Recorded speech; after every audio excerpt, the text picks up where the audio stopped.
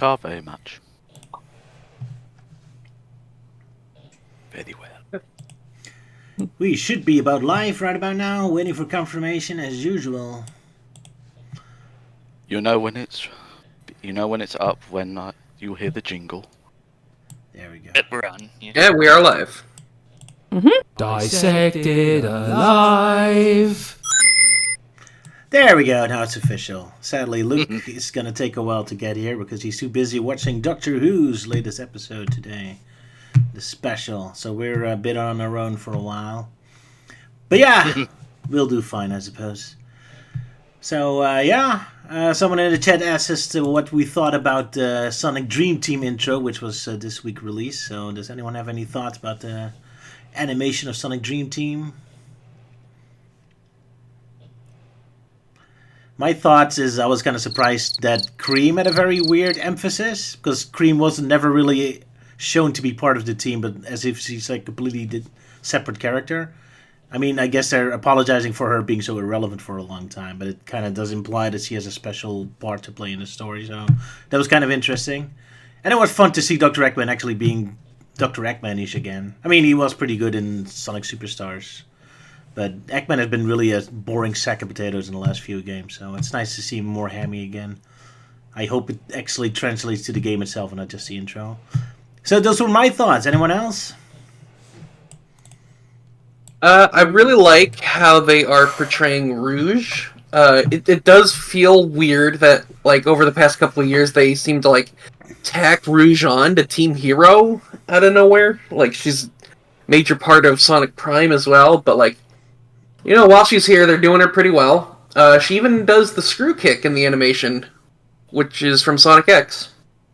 Yeah, pretty awesome. I mean, I guess they picked a team as in it's Sonic, Tails, and Knuckles plus the most prominent female counterparts they have. In terms of gameplay, not so much story, I guess. So I suppose... That is a fair point, because, like, Amy is Sonic's counterpart, Rouge is Knuckles's, and that'd make Cream Tails's, which makes sense.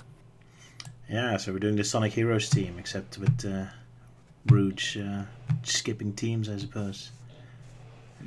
Kind of funny with Team Rose, it's always swifting team members around. Although I guess it makes sense, Amy being the social one, so I guess it makes sense he doesn't stick with the same characters. I mean, that kind of recently made me laugh, because I was kind of going through Sonic Frontiers again for a potential Dissected, and Amy at the end says something like, oh, I'm going to hang out with my best friends, Cream and Styx, and then suddenly I realized, in the very next game, it's Amy's birthday, and she invites all her friends, except Styx and Cream never show up.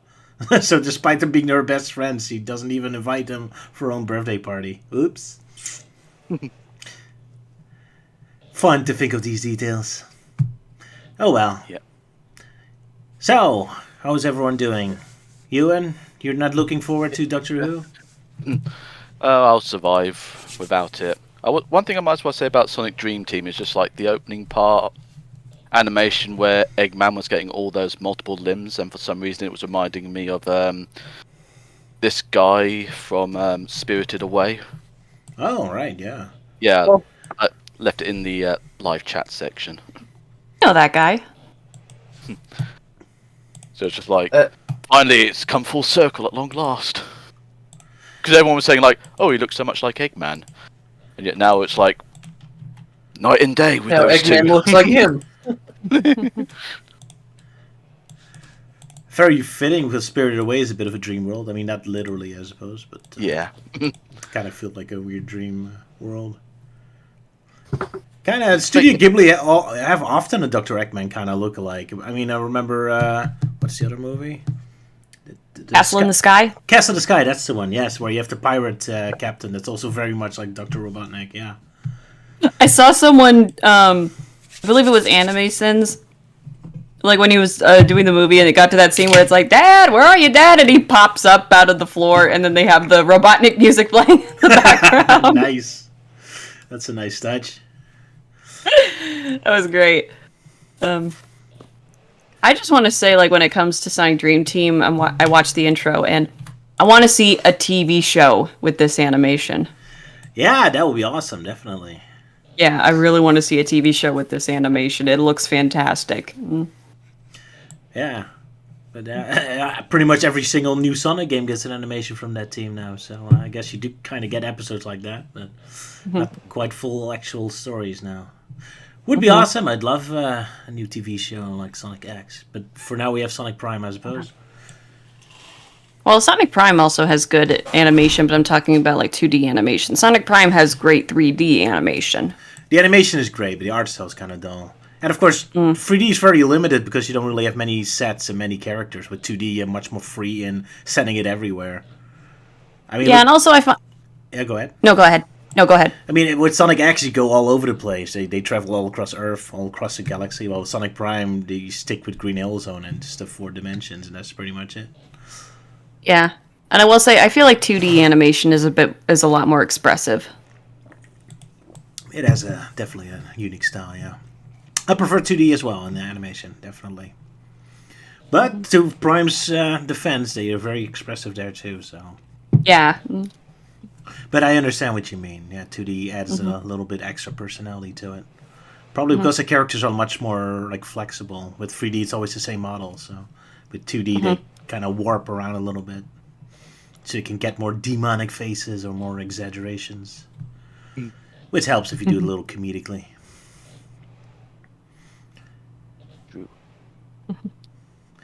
Awkward silence again. Melting Man.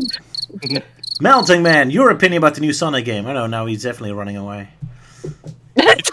Yeah, whenever you guys talk about Sonic games, I'm like, nope, fuck that shit, I'm out of here. We're talking about the animation. Okay. That's nothing wrong with, right? Yeah. Well, you should know by now with how prejudiced I've been with Sonic games, especially with recent people like forcing me to talk about like the newer Sonic games. But I made it specifically clear that I have no interest in talking about Sonic games anymore. Yeah, it sucks that people do that. Well, Hey, then, we won't then force talk you, about but don't talk about it, damn it. Well, how about I talk about something else that's been going on with my life? okay. Sure, go ahead. Alright, so... last week, I was pretty much having a blast up in Wisconsin attending the Ponyville Cider Fest, which is one of those MOP conventions. And yeah, it was my first time going to a convention and Wisconsin in general, which now I learned that the state is well known for its cheese. And I can tell, because people were going on and on about like, oh, cheese curds, you gotta try the cheese curds. And so I did, and it's like, oh man, now I see why people love that. It's so good. But yeah, the convention itself, yeah, it was a blast going there. I got to see like some of the official voice actors there, like yeah, it was quite entertaining when they got announced. Like they had the voice of Miss Main and Grandma Figgy from G5, so that was a first for her. And the way she got like introduced, like man, she was just full of energy. Like she was all decked out in a cosplay outfit, and she was carrying a Miss Main plushie and running through the audience, give them all high fives. And yeah, it was great stuff. And then like others were there, like the voice of Arya Blaze. She came out in an outfit based on her. And voice of Flash Magnus, also a first for him. He was coming out holding up the shield that Flash carries around. That was cool. And yeah, it was great stuff. Just going to like a lot of panels and lots of talks. Even got to see some famous YouTubers like Silver Quill, who's pretty well known in the Brony fandom, and of course Saber Spark, who's well known for other things. I don't want to know. But yeah, it was just a great time being there and hanging out with people that are into My Little Pony Friendship is Magic, and yeah, panels are good stuff. Like the script reading was pretty hilarious because the main theme for the convention was this interactive story adventure. It was really cool. Like basically this Kieran OC opens up this magic book of like the book of all stories, and she gets real carried away in bringing characters to life, and the pages are scattered everywhere. So now the player has to help out with finding the pages and choosing an ending for them that gives a point to either the hero team, the villains team, or the chaos team. And there was quite a lot to choose from. Like there's stories with just characters going on their daily lives, dealing with certain problems, characters interacting with other dimensions, characters taking place in alternate timelines, stories where the player himself is involved. So with my case, I just typed in my Pony-Sana Bronze Age to show up in the stories. And yeah, by the end of it all, Team Chaos won. So apparently next year is going to be creativity themed. So that'll be interesting to look forward to if I plan going there. Alrighty. Well, this stream, I wanted to be a little bit more tight because they've been very long for a while. So thank you, Melting Man, for burning through the time. Well, hey, that's just the short version. After the stream, I'll give Sala the full director's cut. There we go. I figured. yeah. Poor Melting Man. So, shall we move on to Sonic Underground? I suppose so. Alrighty. So, our first exciting episode. Did someone call dibs on doing the story for this one? Or what's the next one? I think Sala called dibs on the second episode. Yeah, I did. Alrighty. So, someone wants to do this episode of, I barely remember what it's about. Oh yeah, the Forbidden City, the Secret City story. Obodoon. Yeah, Mobodoon. Aberdoon, Dibberdoom. Which, never mind. I'll tell you after the summary. Alrighty. I do want to say one thing before we get to the summary, though. Okay, go ahead. And that is Manic's description of how it gets there, which is, and when the moons fall on the second even day of the third month, bam, it shows up just like clockwork. I love Manic. Oh, there you love this episode. It's definitely starring him. Alright. Yeah. Guess I'll do it then. Okay, so our heroes are walking around the forest because it's hiding a secret. And it's so secret because nobody gets here because the trees are very disgusting. That's the only excuse we get why nobody found this secret city. Anyway, Sonic is casually just crashing through all the trees, destroying them, thereby destroying the idea that this series is about pro-nature, because Sonic just destroys nature. He barely murders Dingo. That's the one I keep forgetting their names. Because he's... darn it. He's a shape-shifting one guy, and he's a tree now. Yep. Yeah. So in this episode, he took some advice from Fluttershy with disguises. Yeah, I'd like to be a tree. Romans did it before an asterisk. But yeah, good times. Anyway, yeah, so Sonic immediately grabs his guitar to fight because poor Sonia is being grabbed by the evil Dingo tree. But Sonia doesn't need help because he already tied poor Dingo up. So Sonic shoots lasers in his sensitive spot. Shoot him right in the crotch. Yeah. Oh, I knew you guys were gonna. He has a beautiful face expression there as well. Oh no. There you go, perfect.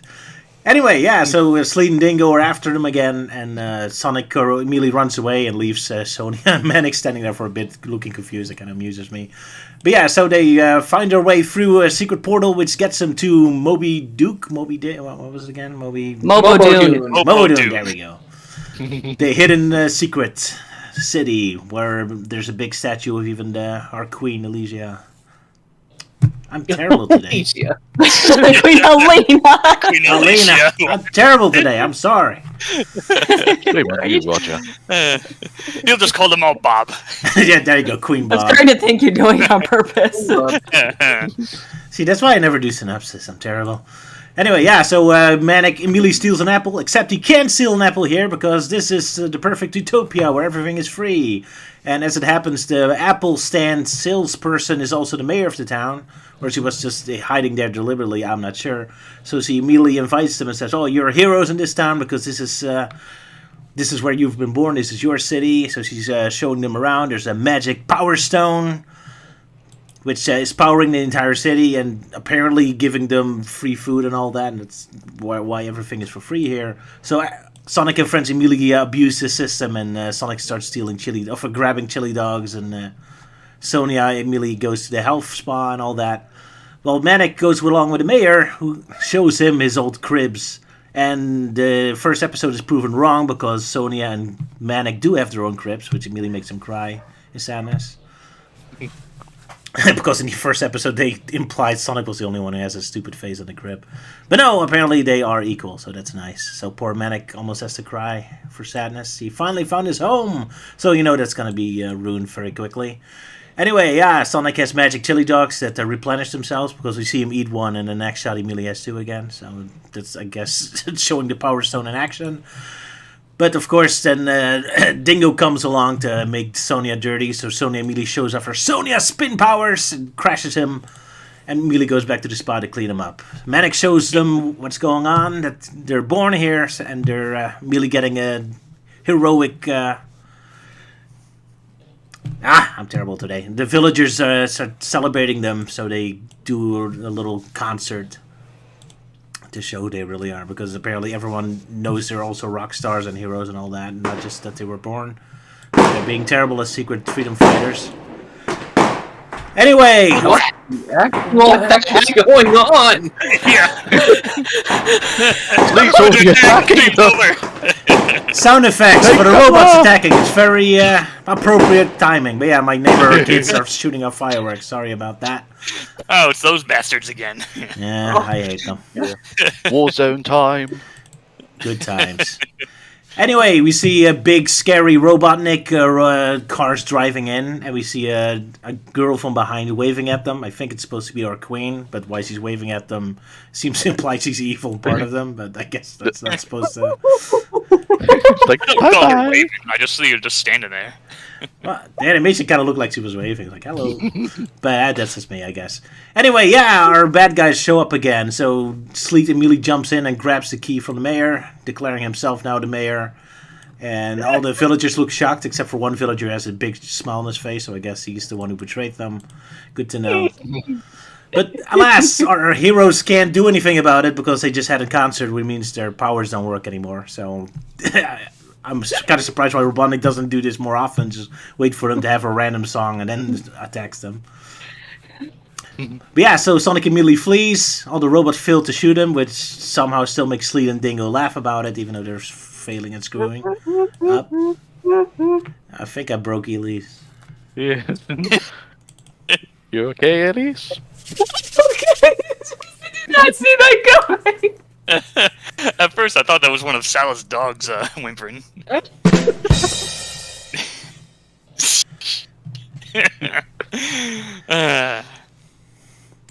Anyway, so yeah, the robots are attacking everything. Sleek orders them to steal everything that's worthless, so they immediately grab someone's home and throws it in the dumpster to make me laugh. That was a wonderful little moment. But yeah, so they steal everything, including the baby cribs. I love it, Robotnik is so petty. But yeah, so... Yeah, not the baby cribs. They're so evil. I also love how happy Dingo looks when this happens. Like, Sleek is all like, oh, we're stealing everything. And he immediately perks up as this giant smile on his face. I love it when villains are this petty. It's great. But yeah, so the Power Stone is stolen. The city immediately starts falling apart, so something must be done. So Sonic shows why Tails never shows up in this TV show, because he immediately takes off flying by himself and goes after the convoy of the bad guy. So they throw in a bunch of trees, which they, not that it really matters, because then all the cars just crash into them by themselves. So I guess Sonic barely needs to do anything. But yeah, so we get a bit of a Robin Hood moment. I love the sequence where Sonic is trying to get Dingo out of the car, and Dingo, instead of just leaving the car, he does so by jumping through the roof. Immediately gets stuck. I love it when characters... That's wonderful. But yeah, so they get the Power Stone back, they immediately make it explode, which was kind of confusing. I thought for a moment they actually destroyed the Power Stone, but I guess not. But yeah, so the Power Stone powered their instruments again, so they can immediately fight off and make the Dingo and Sleet run off. Sonic and friends drive the cars back to the town. They recover everything. There's a weird scene where Sleet throws Dingo back in town as a weapon, except Sonic immediately catches him and throws him back, so that was kind of pointless. But anyway, so we have to have our moral at the end of the story. Manic kind of had a storyline here that barely gets attention, but he wanted to stay here rather than go with the heroes having adventures, so he looks so adorable when he's staying with Mayor. But yeah, he's like, I'm staying here, prefer, so Sonic and Sonia, walk off very sad. But then within 5 seconds, Manic is immediately back again. And then they beat up Sleet one more time, and the story is over. Hooray, the end. Well, I screwed up that synopsis. Anyone has any thoughts about this episode? Sorry. I like this episode. It was nice seeing Manic getting a bit of a spotlight moment where, like, his whole deal is like, oh, he's spent his life so long in, like, the sewers and whatnot, never had, like, a proper home, like, somewhere that can have a roof or whatnot. So, like, the whole, like, village thing's like, oh, it's, it's free and peaceful, away from all of Robotnik's tyranny. So it's like, yay, it's kind of where I was born here. So, yeah. It's kind of nice and nice action bits. And, of course, one of the surprising rare moments where we actually get to see a horse character in Sonic media. They really do that with Sonic media. I've only seen that with, while Archie Sonic had, of course, Sir Connery, and I think Fleetway had a few one-shot horse characters. Yeah, they Yeah, kind of the look odd weird as Enthros, I guess. Yeah, it's kind of what I mentioned in the Sir Connery episode. Like, yeah, I guess when it comes to all the creatures in the animal kingdom, I guess horses don't translate well into the standard Sonic look. Unless they do it My Little Pony style, I suppose, but whatever. You can't do for copyright reasons. Elise, this is your favorite character in his episode, so you must have a lot of thoughts about this. Yeah, can you get back to me on that for? I gotta dip for a second. Okay, my apologies. Anyway, yeah, I kind of love the fact that, this is kind of my stupid parody brain going, but that specifically Manic seeing his own crib makes him think, oh, this is my home, as if he's planning to stay in his crib as his home. Like, I know it's supposed to be symbolic, but, my parody brain takes it literally. Oh, I have a crib, I finally have a home, I'm going to stay in my crib for the rest of my life. Yay, proper bed! And then it crashes when he tries to sit in it. Poor guy. But yeah, pretty awesome episode. Again, I really love the joke of the robots just grabbing someone's home and throwing it in a dumpster. It's such a surreal and dark humor I love. I mean, it kind of makes sense. Yeah, go ahead, Milton. Yeah, this is what happens when you don't pay your rent. They just take the whole house. Exactly. yeah. Well, I guess they were looking for all the gems, and so, since the citizens put all the gems in their houses, in the walls themselves, I guess, and the walls become valuable, so it's their own fault. Yeah, like the fact they were being so precise, but then at the end of it, they were just like, fuck it, let's just take everything. Yeah. I also kind of find it funny how that one SWAT bot has literally been drawn with his mouth looking more like it's gawping wide open, like, oh, look at that. He just enjoys the finer things in life. Ooh, pretty. Although, one thing I did notice, like, you were lingering on in that one point of where Manic is first introduced to, like, his cribs and such, and yet, for some reason, the animators drew him with eyelashes for some reason. Yeah, it looks kind of feminine in the first panel. Accident. Like, going all Sonya at that moment, it's like, oh my god! Oh my god, Manic is trans.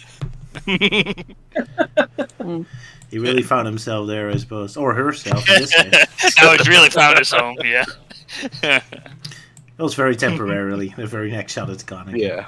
Yeah. He just had a moment of personality crisis, I suppose.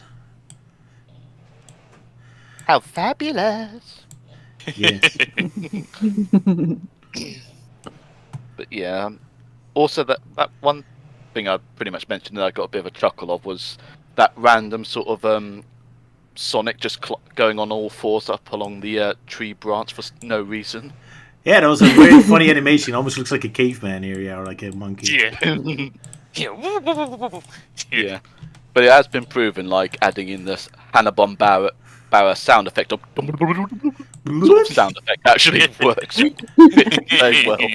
Unfortunately, I can't show it on the stream, but yeah, Euan made a little edit where you just silly sound effect where you saw Sonic walk on this tree branch. I mean, to the animator's defense, I guess if you would be climbing a tree branch, you have to do weird moves because they're not the flat ground. But yeah, it does look very amusing. Yeah, especially with that exact pose you took of him at that moment, where he's just like, like he's like, that sort of thing, like going. Yeah, it's like, hey, climbing the tree is cool, so just exaggerate the hell out of on the animation. Sonic doing the funky monkey. Indeed. So But there generally, was a yeah, sorry, you go ahead. okay. So there was the scene where like Sleet and Dingo like basically show up in town with a whole bunch of SWAT bots, and because like the medallions are drained, suddenly Sonic can't fight, even though like he's plenty capable without his medallion. So instead of like destroying the SWAT bots, he and Sony and Manic just fucking bail Yep. and leave the town to be ransacked. Yep. That's kind of awkward. Oh well. Very naughty of him. Yeah, that's kind of the confusing thing about this show, or most Sonic shows. It's always kind of unclear what is dangerous and what isn't. I mean, Slit and Dingo are, for the most part, like defeated like 5 times an episode, so they don't really feel like a threat. Yet every single time they constantly show up as if they're really these big, intimidating strongmen. It's like, oh no, they're coming! We have to run, we have to hide! It's like you beat them up 5 times an episode. I'm not sure how much of a threat they really are, but oh well.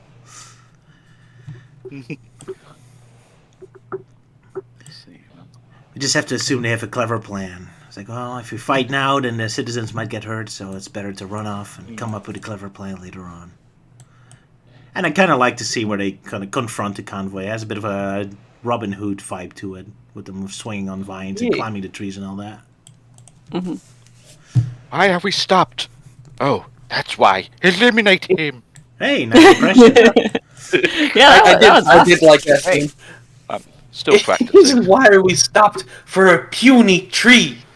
Ah, that's why.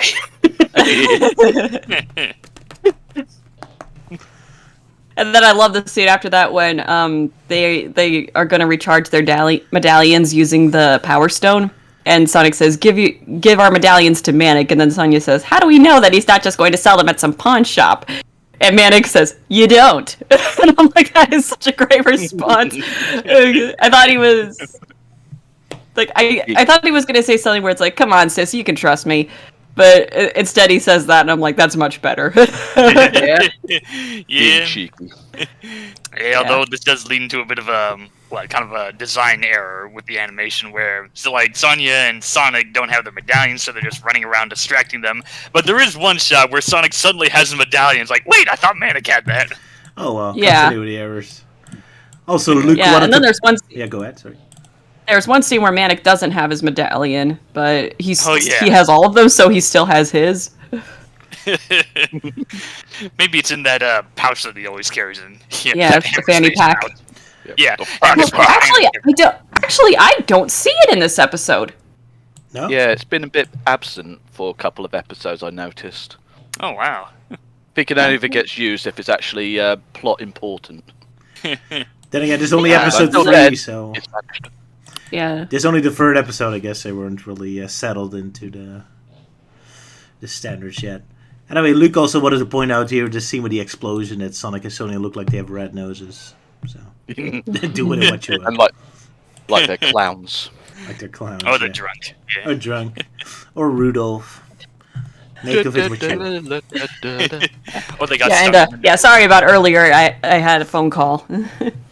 Oh, No I didn't know worries. that about that. Yeah, that's okay. Yes, that's why I said sorry. I have to dip for a moment. I had to take a phone call. Boy, it was because you were trying to recover from all the laughter. That too, but I do want to point out that Sleet apparently does not know what impeachment means. Yeah.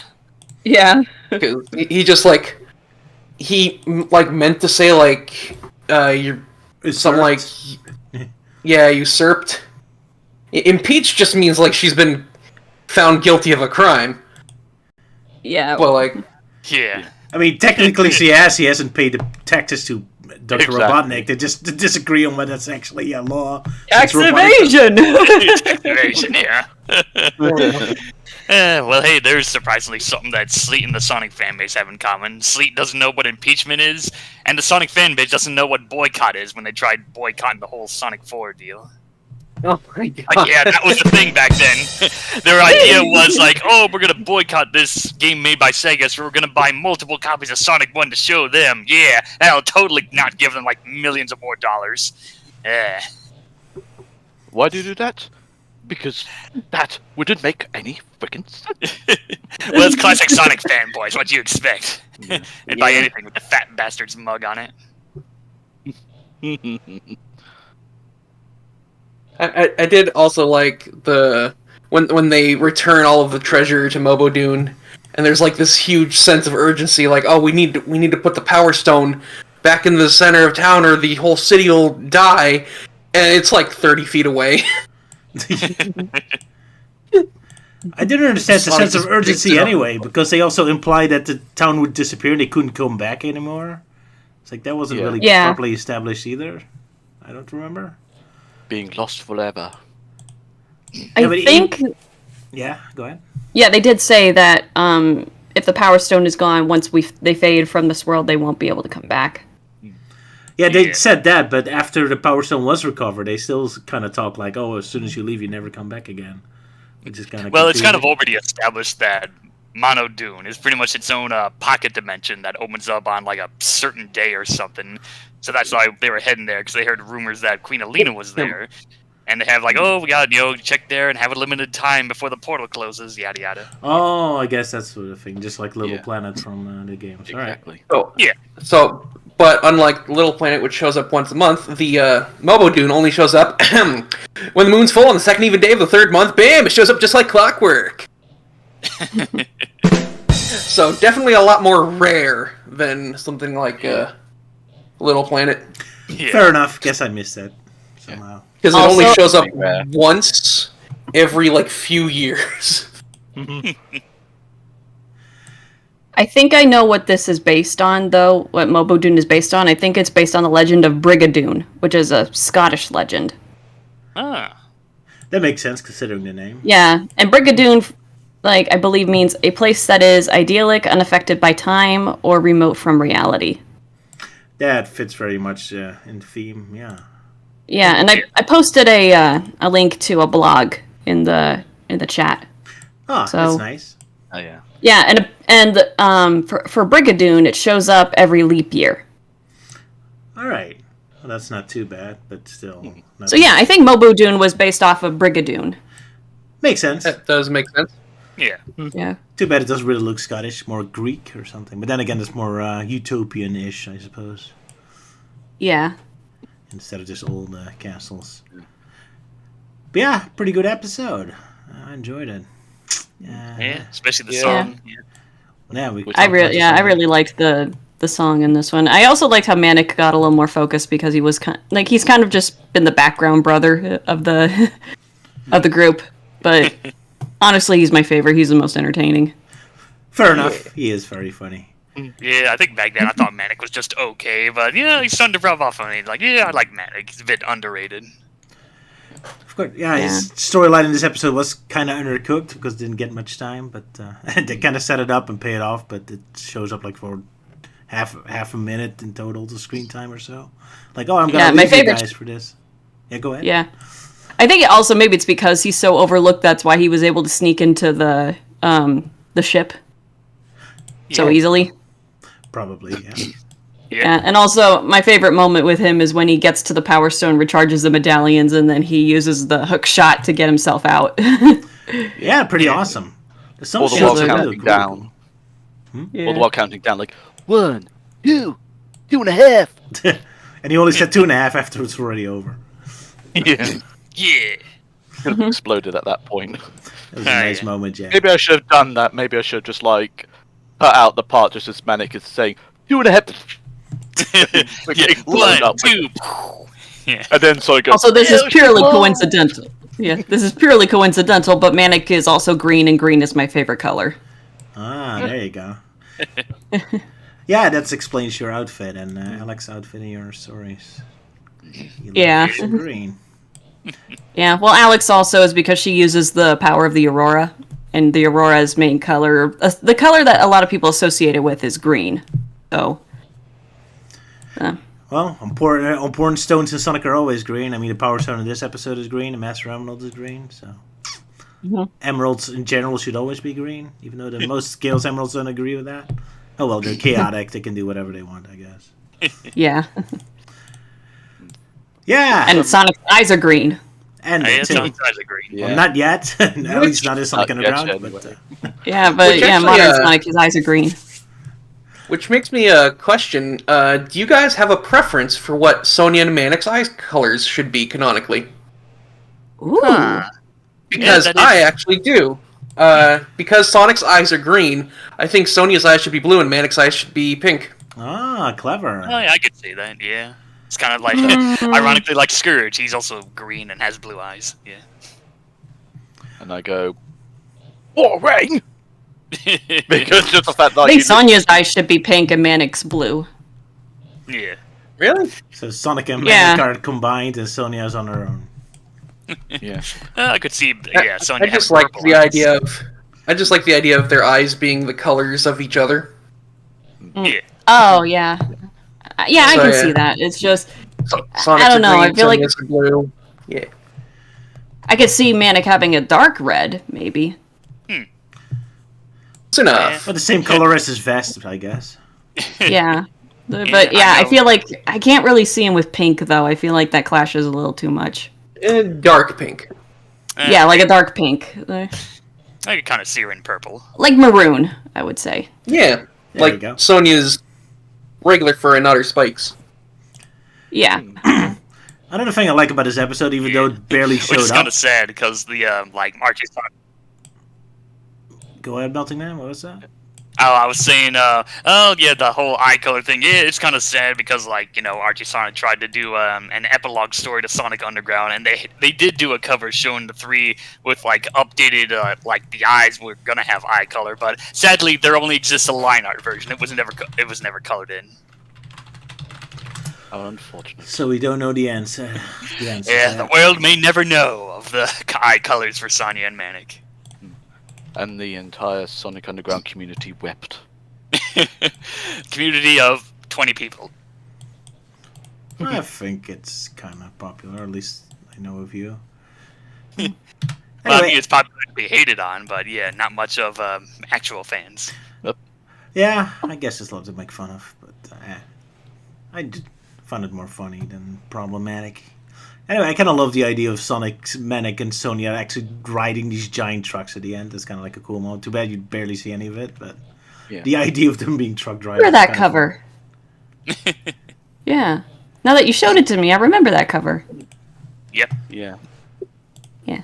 I suppose one thing I might as well mention before we decide to change. What, Oh, Luke? hey, Luke. We can't hear you. fun. Our lost son has returned.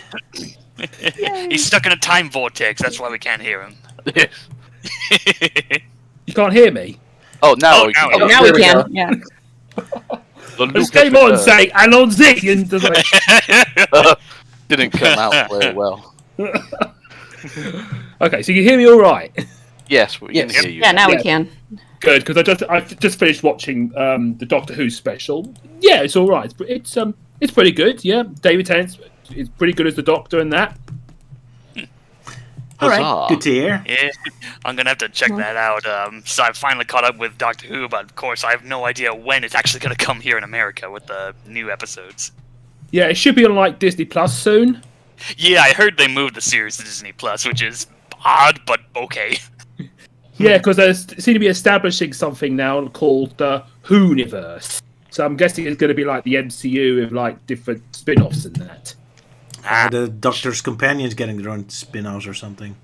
Yeah, they made Unit more like Shield or Gun and that. Also, it's also you're going to see the new TARDIS interior at the end, and it is really amazing. All right, cool. Huh. And yeah. All right, well, good to hear. It's pretty good then. I guess we'll hear what the other Doctor Who fans have to say about it. So is David Tennant only appearing in this one special, or is he actually? It's a three-part. It's 3 parts. You've got part 1 tonight, then you've got part 2 next week, and you've got the final part with Tennant the week after. And then he's going to be replaced by the actual proper new Doctor then. Yeah. Yeah. Alrighty. Anyway, back to our Blue Hedgehog again. Luke, now Yeah. you're here anyway. Did you have anything to say about the episode where they go to the hidden, forbidden city where Manic and Sonic were born in Sonia? Yeah, I thought the episode was all right. I mean, it had some interesting ideas of oppression of that, where like they have to pay taxes or something on a piece of paper that had nothing on it. So they just go in and just like rip everything off, like steal the houses, and so they have to like stop the convoy. But yeah, not too bad of an episode. And also, there's a very hilarious bit at the beginning where, as Sonic is talking to Sonya, her head starts to swell up. Only for a few seconds. Yeah, it's like so brief, but yeah, it's a really weird animation design when you like really slow it down. Yeah, I think she was meant to lean over like a perspective, but no, it just looks like her head's about to swell up and explode like that bit in Scanners.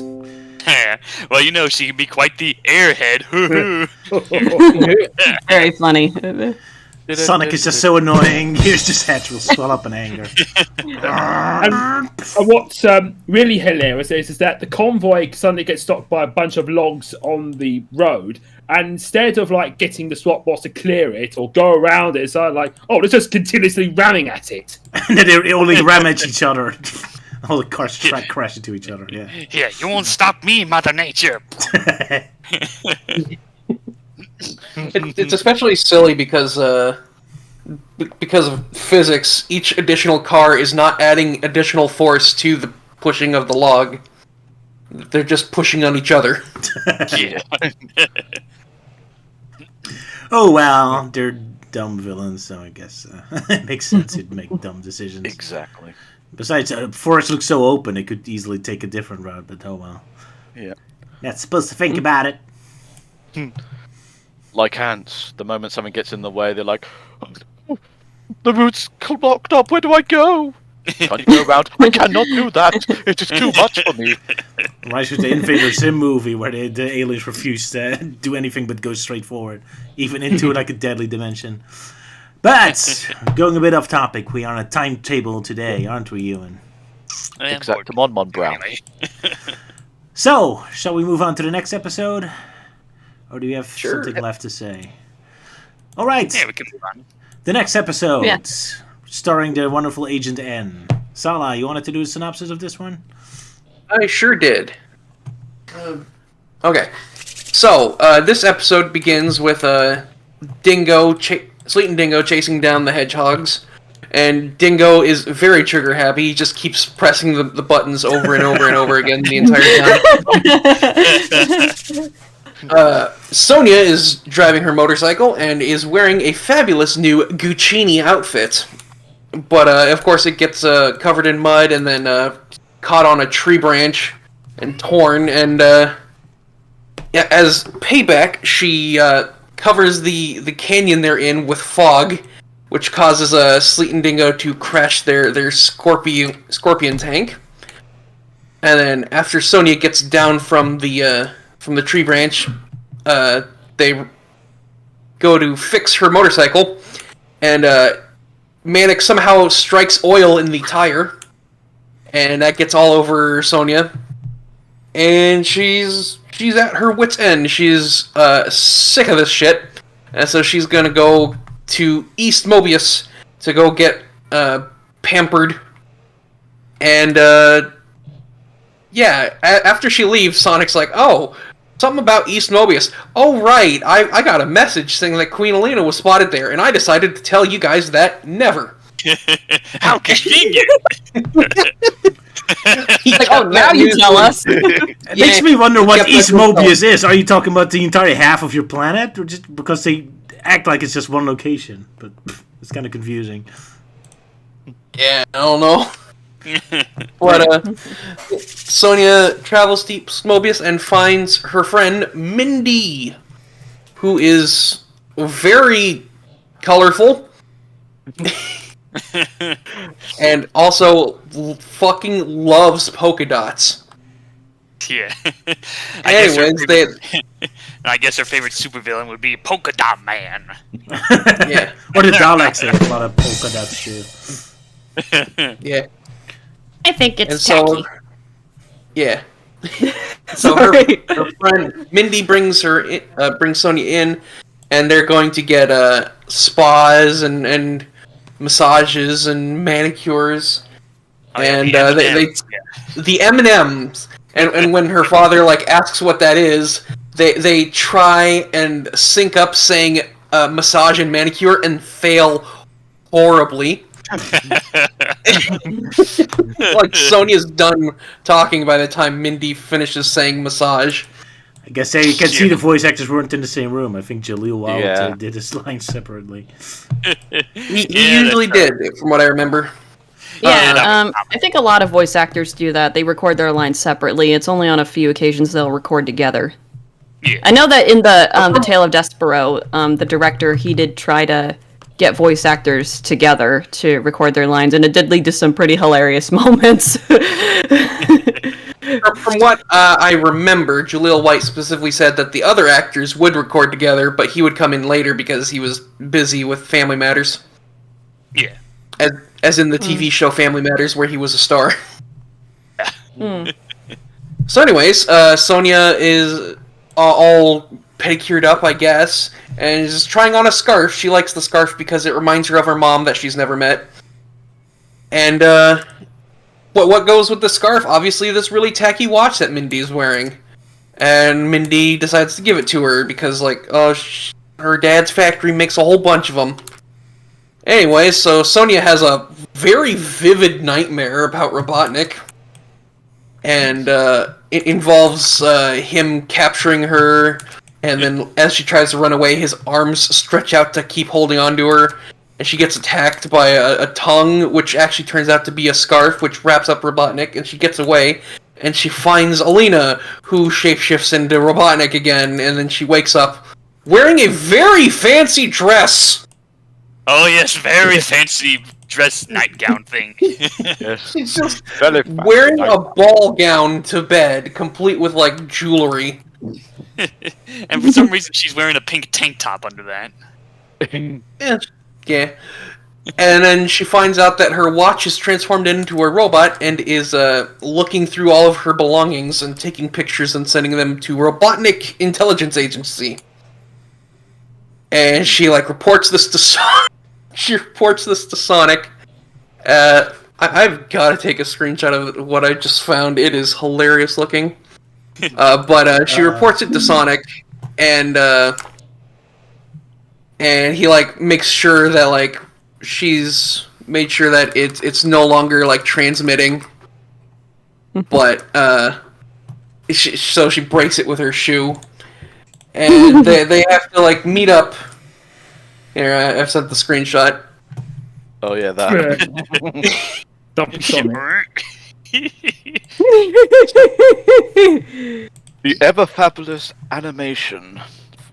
So Sonic meets up with Manic, who is carrying something under his vest, and he reveals it's a polo mallet, just in time for them to be attacked by a bunch of robot watches. In this case, I'm kind of glad he hid it in his vest and not his fanny pack. Yeah. Actually, he doesn't have his fanny pack in this one, does he? Yeah. No. Nope. Rest in peace, fanny pack. Yeah. No, it'll come back again. Yeah. Okay.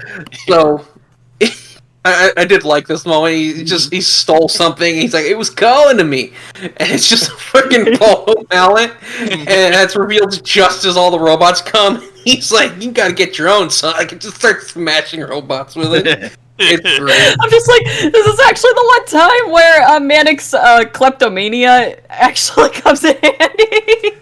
It always comes in handy, actually. So the show is a very strong moral lesson about the good of stealing, I guess. Yeah, remember, kitty, stealing is A-okay as long as you defend yourself. It always comes in handy. It's like, no, he's not stealing. He's just borrowing without permission. Yeah. It was so perfect. It's like one shot where Manic is pounding these robots, and for like 4 seconds straight, he's just up in the air. Yeah. His feet don't even touch the ground once. Cartoon physics. The him stealing the mallet was so perfectly timed that it almost feels like he was just clairvoyant right there. He's like, oh, I'm gonna need this. Well, he did say, like, you never know when you're gonna need this stuff. It's Yeah. Maybe the mallet itself is clairvoyant. That one was calling to Manic, he said, so. It's like the Harry Potter did of say magic that. wands. Oh yeah, like Sonic has Sonic has the talking sword and Manic has the talking polo mallet. So he was using mallets before Amy ever did it. Yeah. That's Actually. Yeah. It's not Oh, yeah. Sonic the Fighters was the first time Amy used a hammer. And that was before this series. Amy won anyway. Yep. Man, now I just want to see a fan pic of that. Like, oh, Sonic wielding a caliber and Manic's just wielding a talking polo mallet. I also think Sonic Avenger was already out in Japan when this show was released. But yeah, enough about that. Back to Agent 9. Agent N. Agent N, sorry. Agent Nintendo. So, as they destroy all of the robots, Sonic and Manic get caught in a green energy Cyrax net and are captured by a robotic gorilla named Agent N, who, gloats about the fact that he's caught them as Sonia climbs up a tree and frees them, all the while, like, Agent N is looking up at them. He should have seen her coming, but oh well. He has so much monkey in his face. Yep, she drops the net on top of them and then, I guess, tears it with her hands.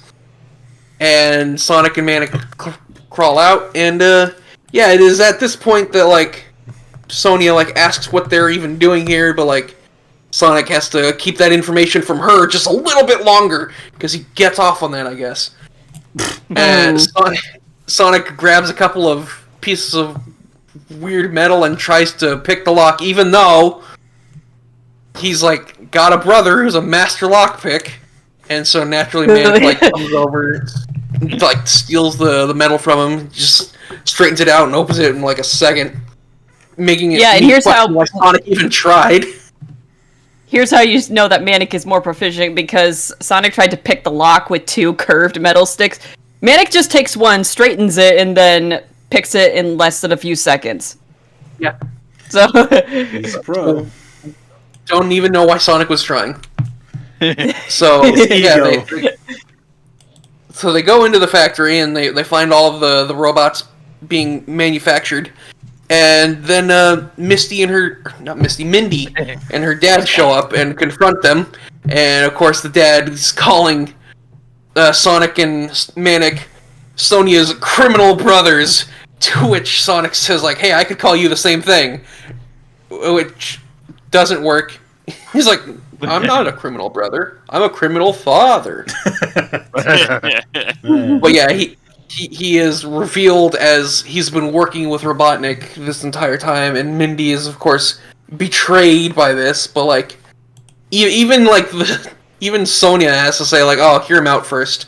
And he's like, yeah, I did all this to protect you.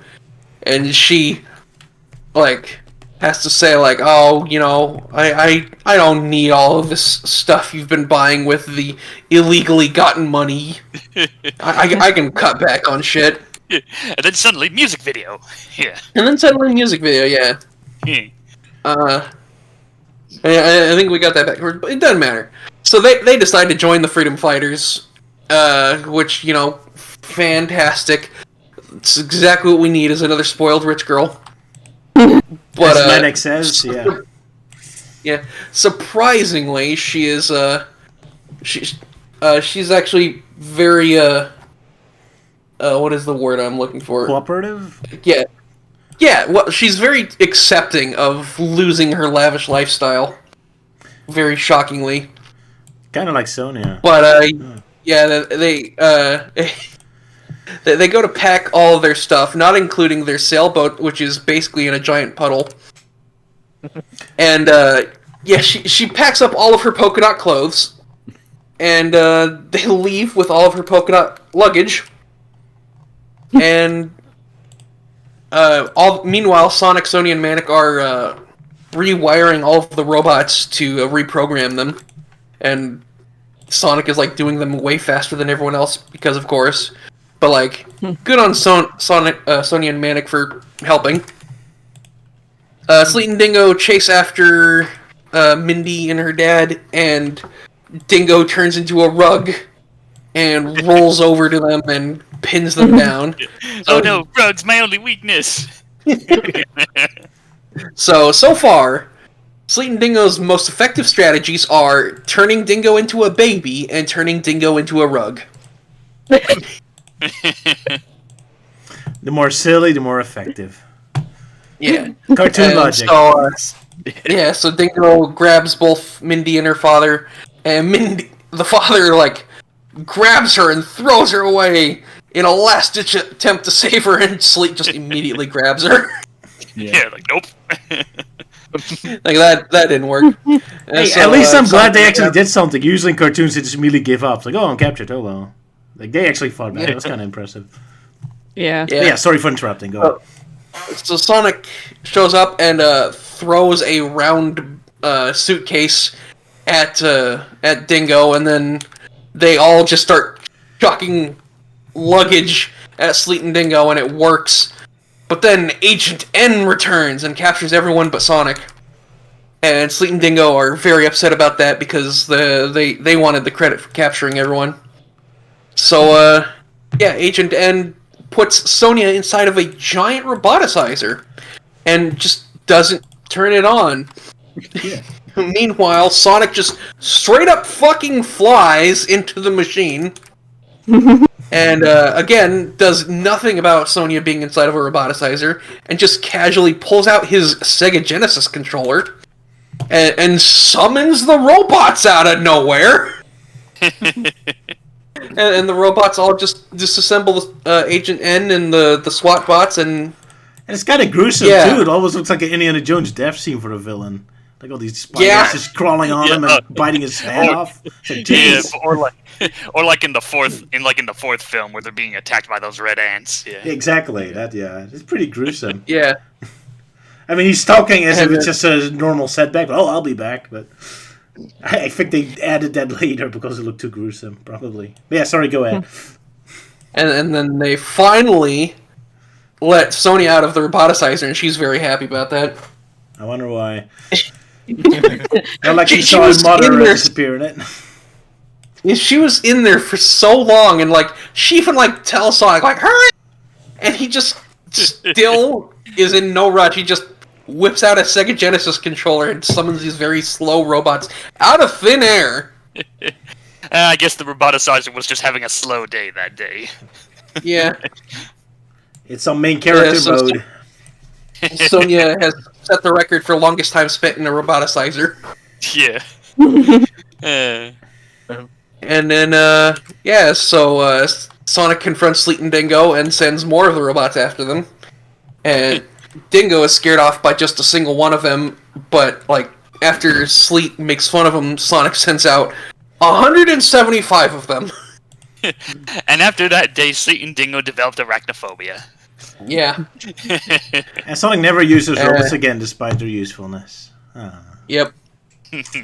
Mindy and her father take one last look at their frickin' castle before going off to join the Freedom Fighters. So, congrats to them for, choosing the hard lifestyle. I guess so, yeah. So that's this episode. That is this episode. Luke, you have any thoughts on it? I think it was well worth it watching for that weird dream sequence involving Robotnik's face melting and turning into weird things and having really long arms. Oh yeah, I think it makes it even more creepier from the previous one of the previous episodes when Sonya's being forced to take the crown. It's oh, you can call me daddy. Imagine that dream where it's she's jumping again, jumping into Robotnik's arms, oh, come to daddy. Oh no. And that was our daily melting man pervy moment again. Yeah, no. Oh no. Yeah, Luke, go ahead. I was just saying it was Robotnik's only appearance in that episode. In both episodes, even. I'm kind of surprised how little screen time he has. I guess they're really trying to set him up as a more mysterious, untouchable villain now. Because he's even less screen time than Sonic CTM, and even they use him sparingly. And also, I want to point out that the Mindy and her dad have no personal transport and decide to carry all these suitcases by themselves. Yep, I guess they're very strong. Yeah. And their suitcases... Well, you did mention having a workout set. Each suitcase is heavy enough to beat down Dingo, that's the super muscular guy, so these things must be heavy. And they're just carrying a bunch of them at the same time. It's funny they had to take all of them with them. No, we had to take all of them. Okay, I gotta point out... Well, Mindy did mention having a workout set. Yeah. Well, it's definitely paying off. Yeah, I do like her. I like her adventure gear a lot more than her polka dots. Yes, so much better. Yeah. The later outfits are way better, yes, definitely. I'm sorry, but those polka dot outfits are tacky. Yeah. It's probably on purpose. Yeah, go ahead, Sala, go ahead. It's literally her entire wardrobe except for that one thing. Everything is polka dots. Yeah. I think Sonic Underground is doing like the same thing as.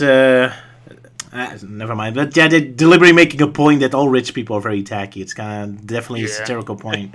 The same as that TS show did, the movie, Fire Games, Hunger Games. That's the one. I could see it being used like just showing up in some alternate takes, like, "Oh, we're going for some M&M." Like, "Oh, what's that?" And they just hang out with the M&M spokes candy, and Yellow's like, "Oh, I like your polka dots. They're my favorite color." Ask you for the candy. Like, do you have any? Is that no? Yeah. Where's Snickers? Where's Skittles? I think my favorite line in this episode is when Agent N shows up again, and he like sees that Mr. Latour and Mindy have like betrayed them, and so he yells out, "Traitors, blue polka dot or otherwise." I did find it funny that he got defeated by a green net, and his body just disappeared under it. Yeah. Yeah. Yeah. Guess he's really crushed there. Poor Agent N. My favorite moments is actually the one where they're like Sleet and Dingo are trying to break down the door, and I can't. Okay. The Dingo is stuck on a door. Yeah, I love that one. Stuck on the door, and then Sleet opens it, and he just bangs his head on the wall. Yeah. That was a wonderful slapsticky. Implying that the door was unlocked the whole time. Yeah, these episodes really love putting Dingo's head through a wall or through a ceiling. I love it. It's great slapstick. I love it. Get his head, just getting him stuck in so many things. Just showing he's the dumb muscle man. He's strong enough to crash a hole, but not strong enough to go through it. Yes, Sala, go ahead. Sorry. It is weird that the robot watches activate with a single press of the button, meaning that Mindy at no point ever tried to press the buttons on the watch she designed. That's a very interesting point. Yeah. To her defense, I have a lot of software computer programs that have a million options that I didn't try because I'm just overwhelmed. I guess it's the same with a watch, maybe. Yeah, but this thing has 4 buttons. Yeah, that's a good point. Yeah. I mean, what does she use the other buttons for?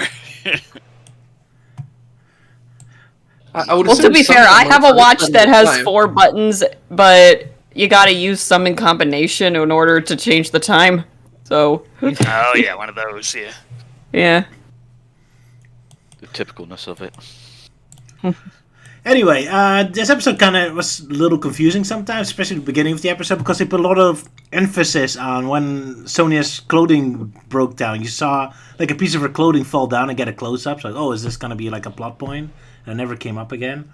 I also noticed that the background really changed the atmosphere. It's very moody and dark and cloudy, and then suddenly it's bright and blue skies and all that. Even though it's the same scene still. It was really confusing. Yeah, it's so jarring. The whole bit where they're trying to escape and then they get captured, it's sunset, and then they cut to commercial break, and then they go back, it's oh, it's daytime, what? Yeah, I wonder if it's supposed to set a mode where it's the underground shows up and saves the day, or when the underground is together, then it's all, sunshine and happy, but when there's... Here I come to save the day. Sure, that's possible. But yeah, there was also a bit emphasis on Sonia wearing the scarf. Well, no. They put a lot of emphasis on her scarf, even that it showed up in a dream, but that also never really came back in the rest of the episode. It also kind of confused me. Because, you make a big point of the scarf being reminding her of her mother and rescuing her in her dream, but then it never comes back again. So, Yeah, it's kind of weird, because, Queen Alina's, casual outfit, she doesn't really wear a scarf. I guess she was, the whole, it reminds me of Mother because of the cloak that she's always wearing, but, I don't know, it seems to go back from red cloak to the greenish one. It's kind of random, yeah. Yeah. Another thing I have to bring up that kind of made me laugh is during their song from I Don't Need Money to Be Happy, they show a lot of clips of Manic stealing things. Almost like that's an extra detail. Oh, yeah. I don't need money, I'll just steal everything. Yeah, from the Bartleby one, yeah. That made me laugh they added the secret message there. Yeah. Yeah. money can't buy happiness. Everything else can be stolen. There you go. Oh no! Words of wisdom by Manic the Hedgehog. Although to be fair, he never actually said that. That's true. You did. I did, yeah. Officially. Yeah. So there was, it's like something impossible to screenshot, but like the moment like towards the beginning when like Mr. Latour like agreed to let Sonia stay, and Sonia and Mindy just immediately start spazzing out in the weirdest animation ever.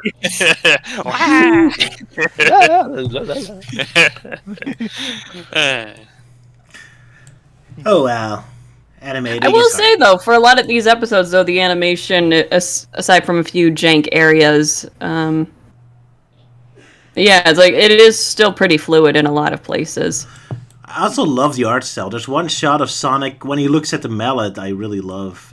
It's that shot that really reminds me this is drawn by French people, because it's such a French art style. As much as Sonic Fleetway just screams British art style, this screams French. I love it. You can't really tell it. But yeah, there's a lot of shots where I absolutely love how the characters look like. It's a nice art style. I do like how it has some like serious themes in this episode. Like the father has to work for Robotnik behind his daughter's back by creating spy bots, and then she finds out, and then they get into an argument, and then they have to like go underground and that. Yeah, they're really trying. I mean, I guess it's a follow-up to Sonic CTM that was beloved for having darker themes, so I guess they stick around with that. It's definitely trying. It doesn't really get enough screen time to really explore these themes, but they put it in there for the kids, so it's appreciated, I suppose. It does give the show a little bit of extra punch to it. Also, I did just remember in the nightmare sequence Sonya had, starts off with them doing a brief reprise of Have You Got the 411 from the previous episodes. Is specifically the na na na na na na na part. The part that Luke really hated. The part that Luke really hated, that is just for him. Just to annoy him. The part that we all unanimously loved. Not me. I genuinely liked it. But yeah, it was definitely a very contentious spot in the last episode. Or 2 episodes ago. It's also interesting. Sorry, it's just like I was just saying, I'm just chuckling a bit because of the shot that we're on at the moment of where, like, Euan is literally just pointing at Sonia's tongue, like, they are. That's one unhealthy tongue there. Exactly. Let's call in the Dr. Luke. Yeah. He's examining her tongue, yeah. And again, about the animation, I love the running pose of the robots. It's also pretty awesome. Like, it's a tiny little moment, but I appreciate it. It's a dynamic There's pose. also something we could address is the fact that this episode's song has a guest singer, and that is Mindy. Mindy herself sings this song. Although, it probably was done because, like, out of convenience, because Mindy's voice actress is the person who does Sonia's singing voice. So, kind of like, oh, she's already in the studio. Just Yeah, might as well. let's have her sing the song too. Yeah. There is something I want to bring up, because if no one's going to say this, but I think Red Pine had more screen time than Agent N. Of course. That is true. Mine is the best. But that said, at least Agent N had to be defeated deliberately. He wasn't just killed by accident, while Sonic didn't even know of its existence. So Agent N is still more successful than Red Pine. He's still the biggest loser. But yeah, Red Pine did have more screen time, that's true. Yeah. Oh man. And there is our weekly Red Pine mention. He has to be there. Yep. He's our Got golden started. example of pathetic villainy. There you go. There it is. At least Agent N got to actually fight Sonic. Well, not that he did much, but he got closer to a fight than Red Pine ever did. Yeah. Well, either Red Pine is still the best over Monkey Ain't His Face Robot. Yeah. I wasn't sure what his face was. It looked really weird. Yeah. It made me think of a gorilla. Yeah. I think it could be. But yeah, it's like he was looks like sorry. he looks like Rillaroo from Crash Bandicoot. Yeah. Oh no, Yeah. Rillaroo's been roboticized. And also credit Yeah, to Agent N, he made metal that Sonic can't crush through. That was also kind of clever. Like Sonic tried to go through, destroy his base and go through the pipe, but it bounces off. So that means he's more smart than robotic and actually making metal that can bounce Sonic off. So credit to Agent N. It was just a roboticizer. I don't think that was his design at all. Oh, then then never mind. Even though Sonic compliments him for that. It's like, Yes. not bad, Agent N. On the contrary, it is better than not bad. Alright, so maybe it was his design then. Yeah, he did say it was a portable roboticizer, so maybe it was his own design. Okay. I stand corrected. And indeed, Cool, awesome so- Sega Mega Drive controller. Yeah, Euan, you said something? Yeah, no, just saying, like, and yeah, the Mega Drive controller, like a third-party one by the looks of it. From Mad Cats. Yeah, I was just about to say it's the Mad Catz Genesis controller. With the infrared wireless signal on top. Yeah, pretty early. Yeah, convenient as Sonic and Manic just made it off screen, but oh well. Gotta do something, I guess. Anyway, are we done with this episode? Yeah, I have to bring up one more thing. After Sleet and Dingo were hit by the luggage baggage, they were suddenly stuck by handcuffs. Where did they come from? Did Mindy pick them in? Seem more kinky than we thought. Oh my. Oh my. I guess. What the? What in the world? What was that? Fluty ding. Where'd that come from? Caught I've everyone noticed off guard with that two other reactions have popped up in the one. soundboard. Yep. Fruity ding. Ah. Fluty ding. Ooty, what? I didn't know that. Fruity ding, apparently.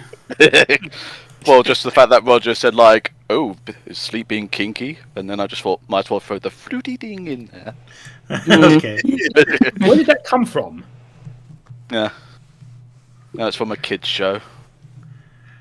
Are you sure? A that kid's was show. It is a kid's show.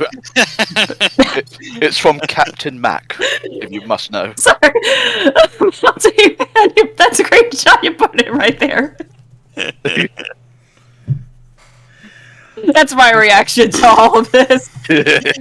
Oh yeah, the screenshot that I took from the episode was like, oh yeah, this kind of popular screenshot with Sonic's like, man. That's my reaction to this whole conversation. And before we go off of this episode, I do just want to say, like, again, I pointed it out in the synopsis, but the frickin' sailboat in the tiny ass lake is so amusing to me. Yeah, they blow so much money on the house and everything, and all they could afford is just this tiny little sailboat. Well, straight away. Oh wait, we did like. Well, the sailboat is fine. It's just it's in a pathetic pond. Yeah. They can't sail much around. It's like, you want to go Unless, like, sailing? there's a- Sure. Unless there's like a river we can't see behind that right there, but I don't think that's the case. Yeah. The- You want to go sailing? Sure. Where to? Right here. Maybe it's such an Well, just expensive, never mind. rich sailboat that it can also be a submarine. There's like a secret cave that leads to the Yeah. sea or something. There we go. Well, Or they're Either just that or- really dumb and that's funnier. Yeah. Either that or they literally blew their entire money on the sailing boat and not on the actual, pond. Hey, it was the cheapest one we could find. That was the reason why they had to run, because they couldn't really sail anywhere. That's a good. Yeah, That would have you'll been an never amazing chase sequence if they jumped on a boat to try to get away and Yeah. really crashed into the shore. Or it's like, yeah, you'll never take us alive. Jump on the boat, and it just goes nowhere because it's a small pond. That would have been amazing, but alas. Anyway, I think it's time for us to judge the music. Yes. Are you folks Time for ready? most title. If I can Got some find good ones this time. Yeah. Yeah. Yeah, just gotta. Okay, I got 5 songs there. Yeah. Yeah. Live. There we go. All right. Now I've opened Does up. everyone got the songs? Yes. Yeah. So, time for the countdown. Everyone's ready? Yep. 3, 2, 1, and go.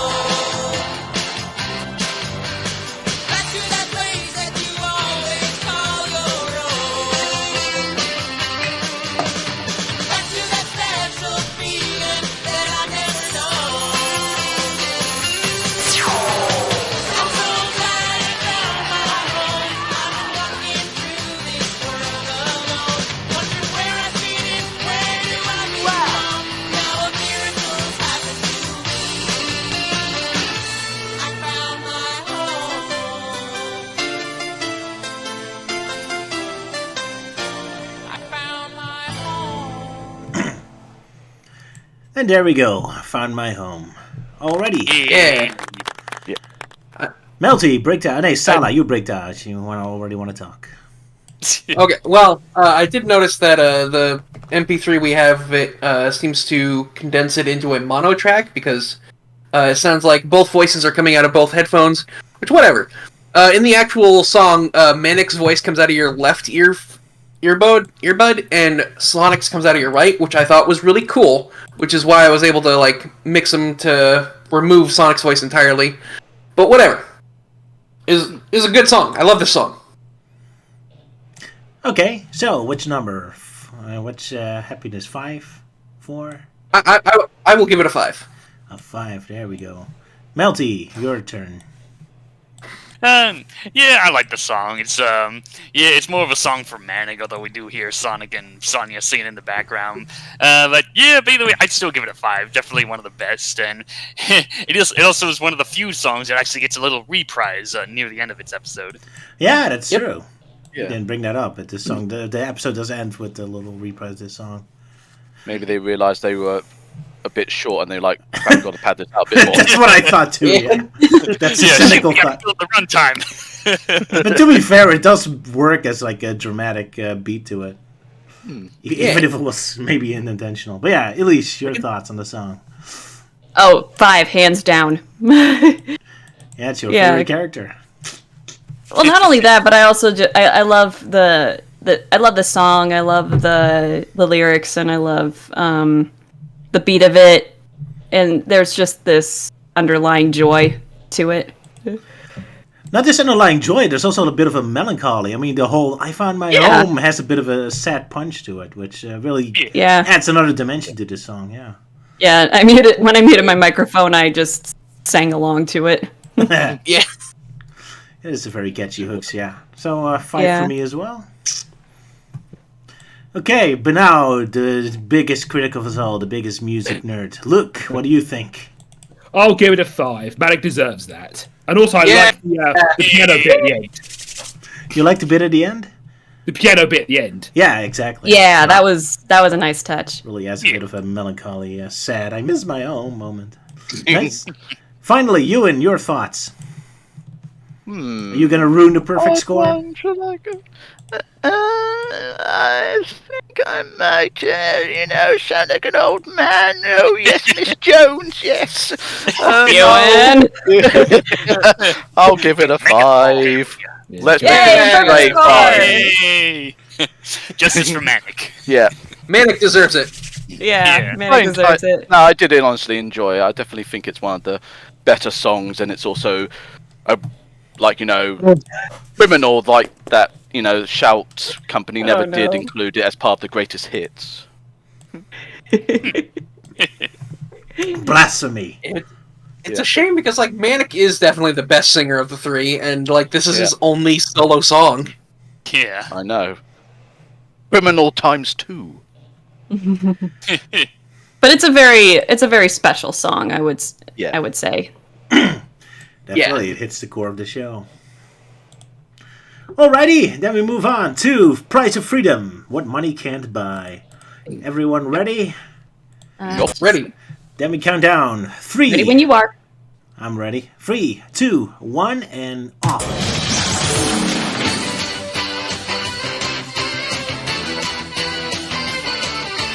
Money can't buy the things we really need. Like the sun or the rain or the air we breathe. Can't buy a loving touch or the freedom we miss so much. Yeah, if you look inside your heart, I know you'll see that money can't buy the things you really need. Money can't buy, money can't buy the things you really need. Money can't buy the things you really need. All the diamonds and pearls can't put love in the world. If you look inside your heart, I know you'll see that money can't buy the things you really need. Money can't buy, no money can't buy the things you really need. And that was our cheesy song about money being useless. Yeah. Or, just following Manic's footsteps. Yeah, just steal everything. Yeah. Don't buy, steal. There you go. So, Melty, your opinion about this song about communism, I guess. Oh no. I thought it was a decent song, although it's funny enough, this was one of the first episodes I saw with being introduced to Sonic Underground with the whole Christmas Blast VHS tape, despite the fact that it's not really Christmas themed. But song wise, it's a nice, decent beat. It's nice to see someone else besides the main 3 hedgehogs get a singing bit. Well, the guy in the Mummy episode also sung along, but not just the main Oh, part, so. yeah, that was more of a bit part. This is like a full-fledged, she's the main singer, even though it's just Sonya's singing voice filling in for the character. Technically, yeah. But yeah, song-wise, I'll give it a 4. Decent stuff. Actually, it's kind of evil to make not evil, but kind of funny to make it a Christmas song. Almost like you're criticizing buying Christmas presents. But yeah, never mind. Sala, your thoughts on this song? Alright, so I honestly can't find any faults with the song. There is nothing wrong with it. It's a perfectly good song by itself. I just don't vibe with it as much, I guess. It's good. It's good, but I'll give it a 4 just because I can't quite say it's a 5, and I can't say why. I don't know. Fair enough, fair enough. Not exactly a 5, but also not exactly a 3. A 4 then, I guess. So same reason as Sala, I suppose. So it's like, yeah, it's fine. Yeah. All right, fair enough. Yeah, the same kind of. It kind of misses a strong hook, I suppose. And not to mention, as someone who desperately needs video games, and I can't get them without money. So I disagree with the statement of the song. I would also give it a 4. Just because it's good. It's a solid song. It's just it's missing something. Indeed. Should have used a cash register as an extra instrument. Yeah, that's Mindy's instrument. It's just the cash. Like the intro theme to Are You Being Served? There you go. That'd be awesome. Luke, your thoughts? Yeah, I would give it a 4. I do like Mindy as the singer. Yeah, that's pretty neat. And unlike the other main characters, he actually gets the same voice actress as the episode's voice. Kind of weird that the main characters don't have that, but whatever. Anyway, Euan, your thoughts on this amazing song? Yeah. Just one thing though, did you put yours down as a 3 as opposed to a 4? Yeah. Okay, just had to make sure because you didn't seem to say that you gave it a 3. But I suppose I might as well give it a 4 as well, because I did like the beat to it and all that, but like everyone else, it's missing something that just that would make it a 5. But it's still good. 4's still a good score.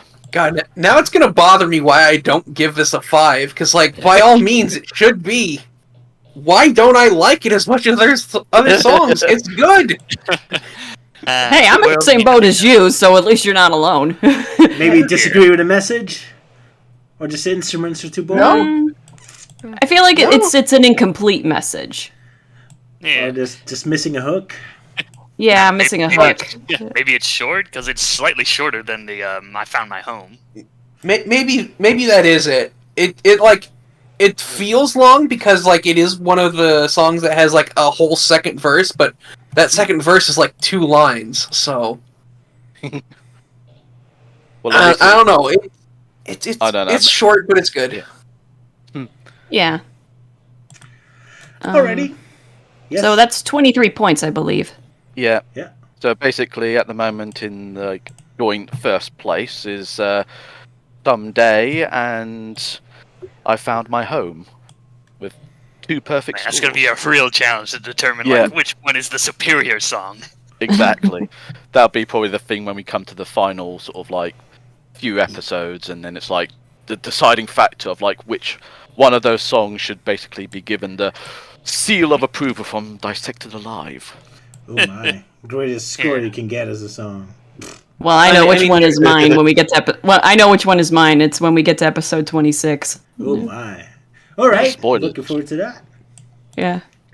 Okay, save that. Right, so is it Fleetway time? Or does anyone have a final comment about the music so far? I'm ready for some Fleetway time. Alright, Yeah. time to move on to the comics. But first, the adventures of Eggman's very happy statue. How wonderful. The thing that you love to see from Robotnik. Cheerfully egotistical statues. He's a jolly fellow. Yeah. Oh, I absolutely love this comic. So I guess I'll talk about it. So, one happy day, Eggman was very happy about himself, and he decided to build a nice statue of him smiling. But all the citizens of the world aren't happy with it. They say, down with Robotnik, Robotnik out, and they're communicating that to the statue, so I guess they hope the statue does something with their comments. I'm not sure. Anyway, Robotnik yells at Grimer and calls him that he's sniveling idiot, so reference to Snively maybe? I don't know, probably not. Oh well. Anyway, Sonic calls him up. Sonic has something very important to tell Robotnik. He reminds him of things that he succeeded at, and then he leaves again. So there was a pointless phone call. I guess I just needed to waste a page or something. Anyway, back to Robotnik's very happy and very imposing statue. Who's like inviting everyone in to worship him. Everyone is still communicating with Robotnik, but the statue's not listening to them. Very sad. So finally, robots come in, and they just immediately blast a guy off the statue. I love how blunt it is. Just the guy falls down, but hey, Tails gets a moment of heroics. He catches the guy before he falls to his death. And of course, there comes Sonic with his stock pose where he's just karate kicking the air. Stupid air. Kick it. Anyway, the robots yell, get him! So Sonic starts really beating them up, and he immediately succeeds in one page.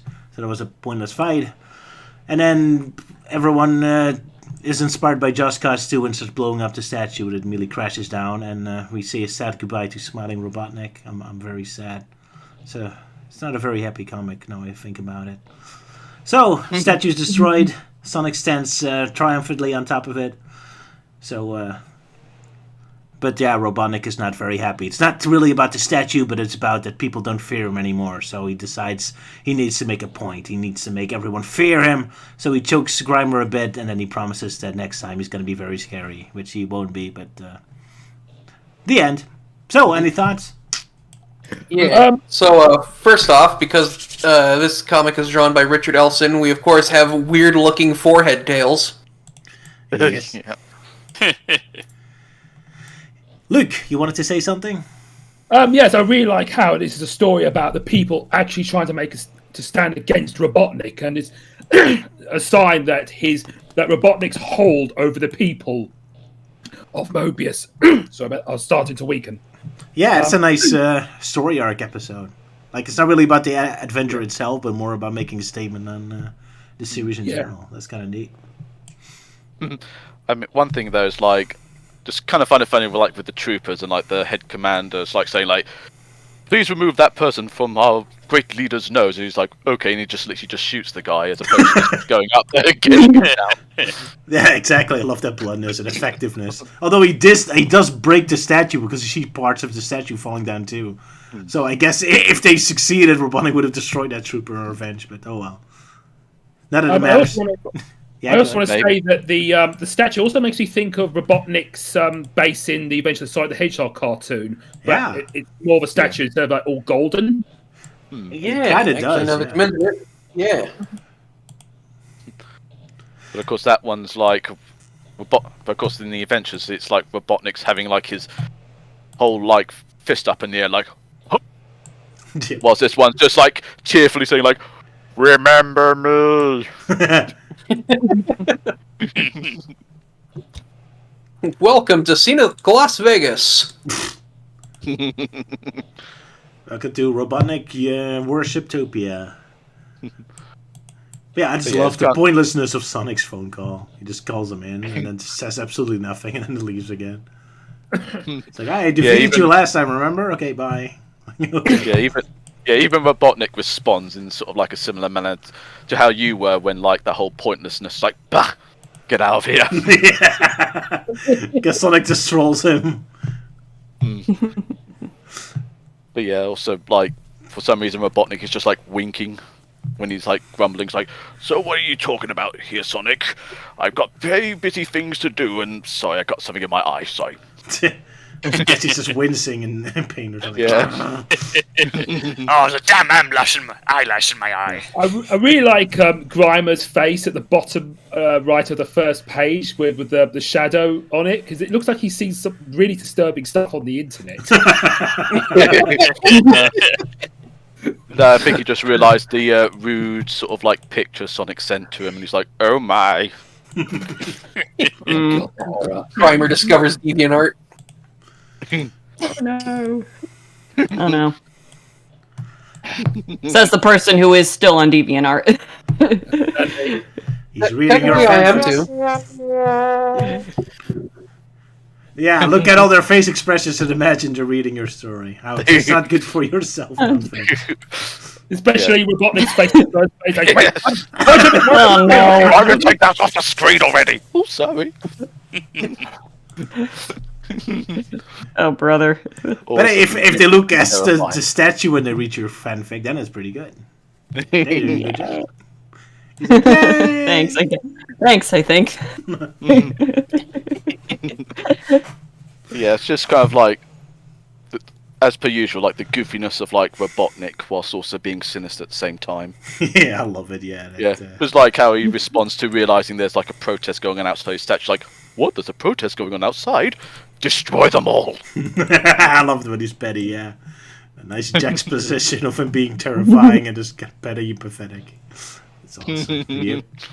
Yeah, and of course, poor Grimer basically once again being not so much the punching bag, but basically just more like the stress relief to Robotnik. Pretty much. By Yeah. literally strangling him constantly. It's like, I'll get them, Grimer. Just you wait and see. Why are you turning blue? Poor Grimer. But yeah, he was obviously supposed to originally be Snively, but they didn't have the copyright to the character, so they just had to make up a new one. Yeah, so I wonder if there was a deliberate reference or not. But oh well, it worked either way. But yeah, awesome art. Love all the goofy face expressions, especially Robotnik. Including the last one. Like being like, ooh, just you wait, Grimer. I'll make them fear me again. Just you wait and see. Good stuff. Yeah, okay, shall we move on to the next one? Because it's quiet again. What is the next one? The next one is the Ghost Ship, the conclusion. We already Yeah, had a I bit will- last time. Yeah, this is a Luke story, so Yes, Oh yeah. this he definitely a Luke started it, story. he's got to finish it. Yes, because in the last story, Knuckles teams up with Captain Plunder and his crew because Plunder has a chest full of old documents on how to operate the machinery on the Angel Island. But first, they have to like infiltrate a ship known as the Ghost Ship of Tantaragor to steal this idol thing, which teleported them to a little she shanty town. Of course, Knuckles gets the documents, and now that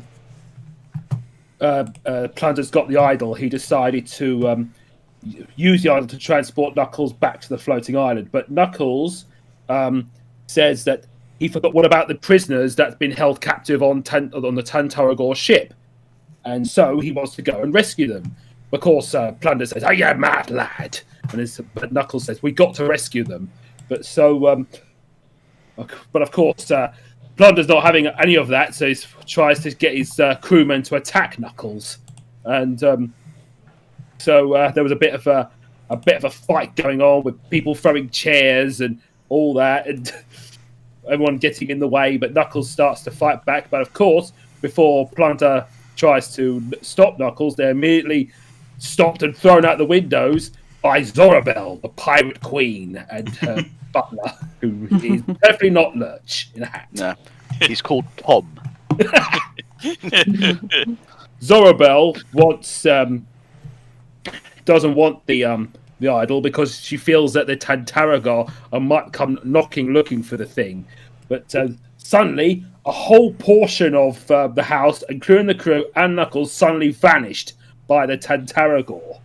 So give me a moment to get me the right spot. So, where is it? I'm on... here we go. Yep. So as they have been held captive by the Tantaragor, but actually they're not. It's actually this elephant guy called Ekletos, the spiritual leader of the Tantaragor. Tantaragor. Yeah. Because here it says the Tantaror. It's difficult, yeah. Let's call him Bob. Yeah. Hey, Bob. They're all Bob Bobs. wants to know why Plunder has the idol. I say, no, I don't have an idol. And it's, of course, Knuckles takes the idol off him, and of course, but Plunder wants to make a deal, and Knuckles says, don't make a deal here. Bob says, like, when he operates the idol, he expects the three pirates, not just Knuckles, but actually no, not he actually wants the Tantaragor who have betrayed him, because they actually betrayed him. There's a lot of dialogue here about the creatures that are followers of an evil priest, and the priest died after a long illness, and they're going to the ship, and they took the ship and about the idol, and also they're evil slave masters, so that sort of thing. So they discovered, he's not very happy about it, so he tries to remotely operate the transportation idol, because he wanted them, but instead he got Knuckles and the crew. So Knuckles tried to tell them that what the people that the rogue Tantaragors have gone are slaves, and he wants Bob to team up with them to rescue them. So Bob decides to operate the idol and transport them back on the slave ship. But of course, Zorabelle is a bit annoyed of this. But of course, Knuckles has disappeared because he is back on the ship trying to rescue the slaves. But the rogue Tantaragors have shown up and says, "Give us back the idol or face the consequences." This is curtains for Knuckles, if we find out in the next episode, once I find it. Of course, Knuckles say, "You can't scare me. I've seen what you're capable of." So he tries to take them on, but they're like really powerful and stuff, and they have magic powers, and he like freaks out Knuckles by reaching through him to take the idol, and it says, "Now we can return to our dimension, and the Echidna will be a slave." But as they're trying to operate the idol, it doesn't seem to be working properly, because the ship apparently is starting to fall apart. It's because they've already been transported by Bob. He's like, you three have been very naughty and stuff. And so decided to operate the idol. And of course, apparently he was just using Knuckles as bait, but according to Bob, it's actually the easiest solution, because it's forbidden because the Tantaragor, it's forbidden to capture creatures of other worlds, and he will punish the rogue Tantaragor. And so like, "Oh, can we go home now?" And says, "Yeah, I'll send you back."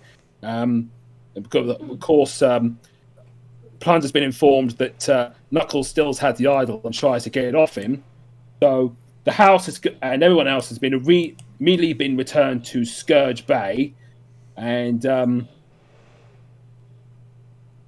there's an argument here, and so Plunder argues with Knuckles to hand over the idol, but Knuckles says, "Oh, I don't have it. I guess Bob still got it." And it says, "You scallywag, we had a deal. If we don't give me the idol, I won't give you the documents."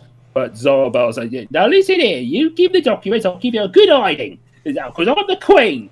And he says, "Oh, you shut it, you've been a naughty boy." So Knuckles gets the documents, and Zorobel tells him to wish him well, and so Knuckles goes on a long, epic journey back with his documents, and Zorobel asks to get his knuckle duster as he has she has a few wants to have a brief moment with Plunder. Poor Plunder. He's really a butt monkey in this episode. Yeah. You're a very naughty boy, Plunder. He has to have that Monty Python voice, yeah. I love the bit at the beginning because Luke said, "Oh, they're fighting with chairs." Actually, they don't. As soon as he tries it, Plunder immediately grabs a chair from him. "No, it's my chair!" Not my favorite chair. Well, parties usually like to fight over chairs and throwing them and stuff. Yeah. Dropping chandeliers. But yeah, this is such a perfect Luke I mean, story. what is a pirate adventure without a pub brawl? Exactly. This is such a perfect story indeed. But it's really awesome to see Knuckles in a bar fight. That's great. It's a shame we barely see that. Yeah, I don't think it won't be the only time that he would be causing a ruckus in a bar. Good. I love these scenes. And of course, I Simpson. did. Well, what's I was that? just You go ahead, Euan. I was just gonna say, with Simpson, of course, intentionally sort of just annoying Knuckles, only just to end up getting punched in the face by the Rhino, and so he uses his exclamation mark that he created and just whacks him over the head with it. It's like, "Don't you do that to me again, you mean thing!" Yeah, good old Simpson. Yeah. He looks so out of place. But, It still fits. Yeah, go ahead, Sala. A detail I like is Akletos Bob teleports everything within a certain radius of the idol to his dimension, and I like it because it leaves this perfectly spherical hole where a house used to be. Yeah, as if it's a moon with a house sticking out. Yeah. Yeah, it takes part of the cliffside with it. It's really cool. Yep. It's a very neat idea. It kind of reminds me of the time spheres from Terminator, where obviously you can't send inorganic objects through time, but wherever they end up just leaves a spherical hole. Pretty cool. That it is. Yeah. Really awesome design in the alien figures too. Yeah, I think they're meant to be based on ancient gods, the rogue Tarragor, based on Egyptian gods, and Bob bears a bit of a resemblance to Ganesh. Probably. Ganesh.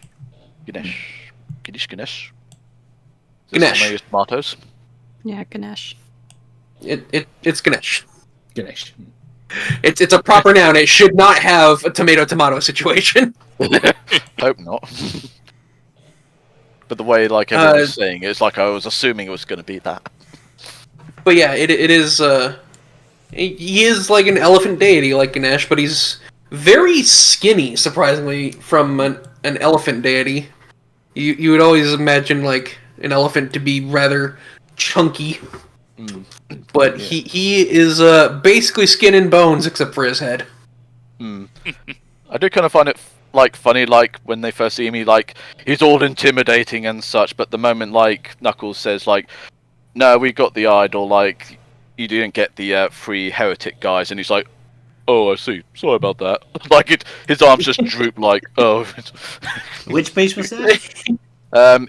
Issue 78, I'm not sure exactly which one. Page 2. It's part 5 at the beginning, I suppose. Where he's looking intimidating, and then in the next page, he's arms are all drooped, and oh, sorry about that. Yeah, that one. No, back there. I do want to say I really do like the design of Zorabelle and her assistant Tom. I mean, she doesn't exactly look like a pirate, but she does. She's a no-nonsense pirate leader who will kick Plunder's ass if he steps out of line. Yeah, it's a pretty awesome character. I mean, everything is pretty awesome here. Also, this is not the last time we'll be seeing her. Oh, Yeah. cool. Excellent. She does yeah. appear later. Or that. I think it's in one of the more sort of questionable stories of Plunder, but we'll talk about that. Oh once we yeah, get one of to it. one of the few last stories with Plunder. Yeah. But yeah, I do like her Questionable in what design. way? Well, pop culture reference. Oh, no. Yeah. Yeah, which is basically dated by this point. So it depends how we're all going to feel once we get to that point. I guess so. But until then, like, yeah, I do like her overall design as well as, like, her basically manservant just being called Tom. Tom, yeah. Yeah, just wondering if it's almost like a reference to, there are those that call me Tim. Tim. Yeah. Probably, yeah. I don't know. I just like him. He looks pretty cool. I like the just in like the group shots where it shows like all of them. He's just like a big black smudge with a top hat. Yeah, this big guy in this Undertaker uniform. Yeah, it's like a British lurch. Yeah. Yeah. And the only colour he's got on him is basically his bow tie. Yep. Because if it wasn't for that, then he'd basically be on par with Simpson in terms of monotone colour. Pretty Yeah. much, yeah. All right. And after, Yeah, go ahead. Yeah, I'm going to say that after this, there's going to be a lot of stories where Knuckles tries to take the documents back home, and he gets into lots of trouble there. yeah, it's basic. So it's going to Yeah. take a while. Yeah, so it's basically like a story arc, I suppose. You know, Alright. him getting all the way back to the floating islands, but in his own different way. Well, looking forward to that then. But for now, we go to Sonic's World Hidden Danger. Anyone who wants to do a synopsis? I'll of- give it a go. I'll give it a go since I've been writing it down. There you go. I've been preparing, you see. So, Jungle Zone, presumably from the Game Gear game? I know it's tropical jungle. Whatever. Yeah. Oh well.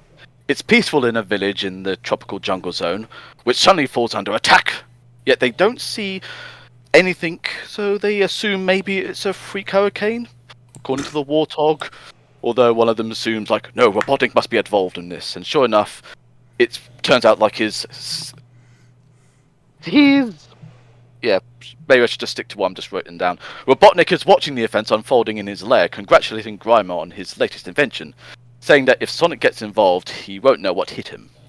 A few hours later, Sonic and Tails arrive to see the mess that's been left behind, with the monkey villager claiming some magic forces are at work, as they could not see what tore the village apart. So Sonic and Tails head off into the jungle, following the trail being left behind, which they eventually spot one of Robotnik's spy cameras. Sonic mocks Robotnik's weight, so he calls his new creation towards Sonic and Tails to basically, teach them what for and such.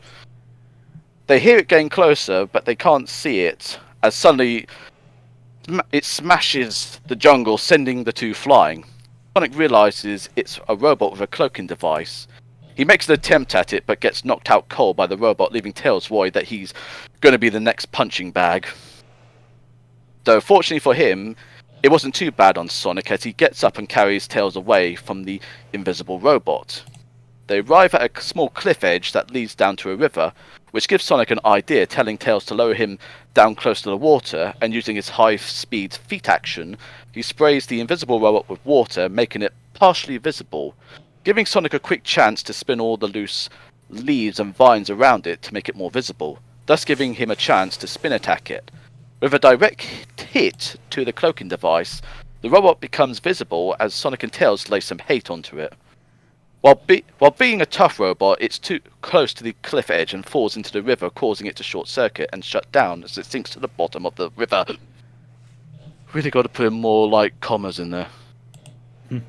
Anyway, Robotnik, who has been watching the events, is annoyed by the defeat, but calls it a minor setback, as he'll be building an army of invisible robots that Sonic can't defeat as easily, but Grimer informs Robotnik that the plans to turn the robots invisible became invisible, thus he can't replicate the effects, which agitates Robotnik to the point that Grimer wished he was invisible, as he's about to get his face punched in by a very angry Robotnik. The end. I love the question mark when the robot falls in. Like, huh? Yes. I Like just a moment. love the first panel in the first page because it doesn't look. You think it looks like a comic you'd find on a back of a packet of Cocoa Pops. It's really awesome Yeah. art style, yeah. I love how derpy the board looks.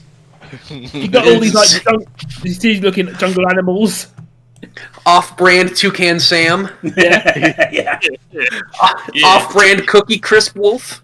No, it's not Toucan Sam. It's Off-brand Toucan Rafiki. Dan. Toucan Dan. yeah. Toucan Dan. That's a very Yeah. derpy looking boar. Yeah. Yeah, just like no activity in his brain at the moment, so he's just sitting there, just smiling, waiting for dinner, unaware that he might be the dinner. Derpy looking Rafiki as well. Yeah, He's about to be a. He's about to be a chili dog in the Sonic Underground universe. Oh, geez. Yeah. Although I do find it funny, like when Sonic and Tails arrive, like the boar's now just looking a bit sort of like miserable at that point. He's just like, what do I do now? I can't be happy about anything. Yeah. And of course, when Same like, yeah, and of course, like when Sonic and Tails leave, he now looks very grumpy for some reason. It's like, like, I mean, you can't see it properly, but it's just like funny how he just looks so like moody at them. It's like, how dare you go and save us? I was just really upset about the fallen wall, yeah. There is a panel I liked where the lion guy was saying like, Sonic, thank goodness that you're here, and you got like this Rafiki looking guy behind him. It's like, oh, for God's sake. Yeah. Yeah. I was just about to point that out. Yeah, because the pig is looking grumpy, but not as grumpy as that baboon. Yeah. He ruined dinner. And from their perspective, they don't know what happened, so I guess the guy, some kids was playing with fireworks again. Yeah, damn kids shooting fireworks off in Roger's backyard. Yeah. There you go. Wait, going on right now? And not at the moment.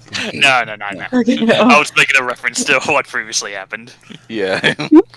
I like Reimer's face too, above them. Also like, in its shadows. Yeah, looking like sinister. But for how long? I also do like the page in 78 where when each different panel you see the robot being in like different forms. Like you first see him all wet, then he gets covered in leaves, and then he gets electrocuted. Yeah, that's very artsy that way. Good point. Yeah. Nigel's been having fun with it. Indeed he does. And then finally they reveal what the robot looks like, and it's kind of lame. And it immediately dies. Yeah. I mean, at least he tried to make it look a bit fancy, but yeah, it's a bit normal looking. Makes sense, and I suppose to have a spectacular design, I suppose, and not be seen. But are there animals living in the river he fell into? Because those animals are dead. So I hope there weren't any fish or frogs there. Froggy. No. Oh, that'd be dark. Oh no. Frog legs, anyone? Ooh, Hey. ouch. Would be a great No, point thanks. for a Kermit the Frog cameo, yeah. If I had a chance, I'd probably just end up drawing him in the background, go like, "Ah!" He's getting electrocuted. Yeah. Hi ho, Kermit the Frog here. Jeez. Oh, I tried to escape from Miss Piggy from all this shit, man. I go visit my parents for one day, and look what happens. Would be funnier to animate, but when the Kermit the Frog has that freak out movement where his mouth is all open. Oh, Like, yeah. "Ow, ow, ow, ow, ow." Exactly when he's getting shot. I absolutely love Robotnik's grinning face in 78 because it looks like he looks way too happy. I'm so happy. I'm so happy that it's even making Grimer concerned. He's been listening to too much happy joy. He's like he's going to say, "I've got some plans for you, Grimer." Oh no, oh boy. Oh no. Not again, Master. Poor Grimer. Yeah. But yeah, But kind of yeah. neat. And I appreciate that they actually acknowledge why the same technique is not used anymore because they lost the plans. Usually in these cartoons, they never really explain why they don't use the same trick twice. We learn from our mistakes, let's do it better next time. Like, nope. But yeah, great face expressions. Awesome art. I love it. Shall we move on to the next one? Yep. Alright, Sonic Plasma, the new Sonic game, I guess, or something. So, anyone wants to do synopsis? Nobody wants to I'll do it. synopsis. Alrighty. Sala, Okay. go ahead. So it starts with some SWAT bots just kicking a door down, and Robotnik is fucking pissed from last time when they destroyed the statue. So he's taking his anger out on the city of Robotropolis or Metropolis or whatever. Yeah. And so Sonic, Amy, and Johnny are saving a town. Some prisoners recognize Amy as Sonic's girlfriend, and Amy tricks him into thinking like, "Oh, we don't have time to correct them." And freeze the prisoners, and then they are attacked by Plasma, Master of Electrons and Positive Ions, and his master Arnhem Abacus, who's just kind of there, I guess. Sonic is fighting Plasma, and it's not going well because he's like not made of physical solid material. So Sonic is having a lot of trouble fighting him. But Amy like reassures him, like, "No, you're doing great. He looked scared when you threw that last attack." So Sonic's like, "All right, I guess I'll try again." And meanwhile, Amy just goes up to Arnhem. She's like, "Hey, yeah, your Wizard of Oz shit ain't working on me." And she knocks him the fuck out and smashes his machine. And Plasma disappears just as Sonic punches him.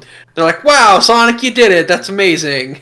And Sonic's like very confused, but always ready to take credit. And and Johnny like even confronts her about that. It's like, "Well, why'd you let Sonic think he did that?" And she's like, "Well, because I just don't want all the attention," and Sonic does. So It's kind of nice actually. Egomaniac. It's kind of funny to make fun of Sonic's ego for once. It's one of the few times Yeah. actually he is kind of mocked for it. But yeah, Amy's really manipulative in this one, which kind of works, I guess. I absolutely love Robotnik's pose in the first page because it makes him look very threatening and imposing with the angle and the lighting. At first, I thought he's got like a cane or a stick that he's going to hit people with, but no, he's just holding onto the railing. Yeah. yeah, I just noticed that as well.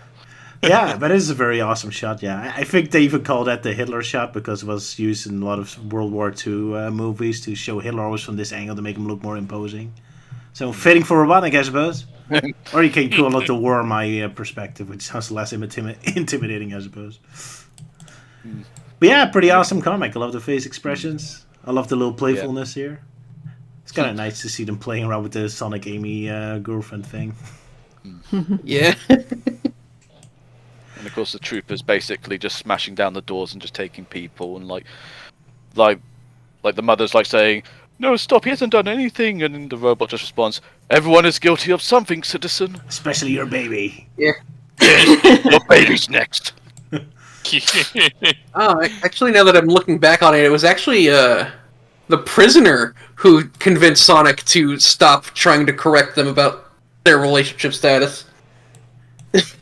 So Amy just got really lucky there. It's just like, "Yep, I get to pretend to be Sonic's girlfriend." Well, she's all happy about it. Well, because it's very tricky to tell if it's either the prisoner saying it or Johnny, because of like, is it the prisoner saying it or Johnny? Because it's like I think right it's the in prisoner between because because Johnny's mouth isn't even open in this frame, but I guess neither is Sonic's. So yeah. But hey, I gotta give the prisoners credit for even acknowledging Johnny and Amy, because usually in these Sonic media, everyone is always focused on Sonic and never on the friends, especially Sonic X. So the fact they actually do call them out, "Hey, you're also here," is appreciated, I guess. Even if Sonic doesn't like that. Only pay attention to me! Ah, poor Sonic's ego.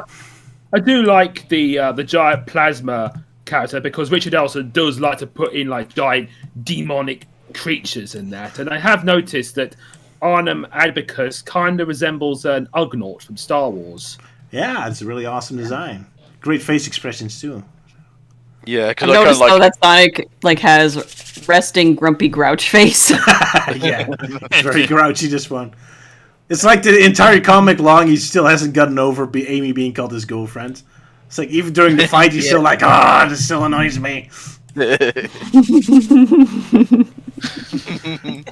Poor Yeah, Sonic. dude, like. I mean, seriously, like- like how many times does he actually change that facial expression? I think it's only a handful of panels.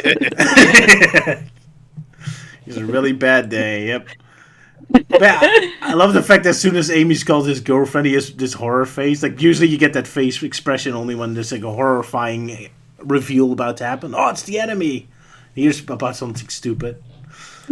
But yeah, Sonic's constantly grumpy face is funny, yeah. Especially how he's And even at the end, when he's like smiling and shaking hands, his eyebrows have not moved. He still looks like, you better say the right thing to me, otherwise, there's gotta be a spanking. It's like, I thought Shadow was the grouchy one. Yeah. He has nothing on because, Sonic here. Maybe because that Sonic has to be like, I'm a badass, I'm cool, like I take names. Even though he spends his entire comic being tricked, but never mind that. I also kind of like the shot of the villain at the end, just cleaning up, of grabbing his broken glasses from the ground. Look kind of pathetic. Like, it doesn't even get like a dramatic finisher at the end. Just leave him picking up his glasses, make him very pathetic. It's like not even a dramatic defeat. Just like, your glasses fell. You're in the Velma position now. Oh no, those aren't his glasses. That's his remote. Oh, that's less funny. So Yeah. this really has no punishment in the end. Just one whump from Amy. Yeah, just like a bonk to the head and like a loss of his creations. Poor He's like, I really wanted that 2 million in reward money. oh well. I do like the Warthog prisoner character though, probably because he's got like a cool leather jacket on. Yeah, it's kind of the same outfit Yeah. as Porker does. Weirdly enough. Yeah, basically it's Porker 2.0. Yeah, it kind of looks like a cooler version of Porker. Yeah, Porker's older Buff brother. Porker. Yeah, it's cool Yeah. design. Yeah, because I was going to say, like, because when I see this guy, I'm thinking, like, it should have been him that basically was being all cocky and such in your Sonic Forces in Minutes Part 3 video. Like, should have been him as opposed to Porker. Yeah, it should have himself. been. Oh well. I definitely imagine him being the cocky one. I unread Fleetway back then, and sorry. Yeah. No worries. I think Porker needed like a moment of where he was like, being so cocky. Sure, why not? Even though it's completely out of character. Oh well. But yeah, another fun comic. Shall we move on to the next one? Yeah. I guess that's a yes. So, Return to Miracle Planet. Anyone wants to do synopsis? No? I'll do it. I'll do it then. Alright. Because like I said, I've been writing it down. Miracle Planet returns back to Mobius once a month, bearing the scars of the fallen Brotherhood of Metallics. As Sonic, Amy and Johnny arrive on the planet to reprogram the now gigantic Alpha device with the Kinterball program, where they plan to reverse the effects, thus restoring Miracle Planet back to its former glory. Sonic spots a shadowy figure in the distance and goes to investigate, despite Amy claiming that no one else would be on the planet. After some looking around, Sonic hears a noise and goes to investigate, where he finds a lone red and gold Metallics. Sonic proceeds to attack the Metallics, though notices the robot acting weird by running away. Assuming it's the run to the lot, Amy and Johnny spot Sonic chasing after the Metallics as he just kicks the robot to the ground. Just as he's about to stab the Metallics with a random piece of metal, the Metallics fires its stomach blaster, looking as though it's harmed Sonic. The Metallic approaches Sonic asking if he's alright, as he's only used the lowest settings to the blaster. Sonic asks what kind of Metallics it is, only for it to respond that it isn't one. Amy from a distance assumes the Metallics is about to kill Sonic, so she fires her armor-piercing arrow at the Metallics. As the arrow is whizzing towards the Metallics, it's revealed that it's a Mobian bird in disguise, with Sonic quickly grabbing the arrow before it struck the bird. Continuing on, the Mobian bird explains that he was captured by the Metallics for experimentation, but was able to escape, though stuck on the planet, so he adopted the Metallics disguise until he could get off the planet. He was about to leave, but assumed the Metallics returned, so he went back to it for his disguise.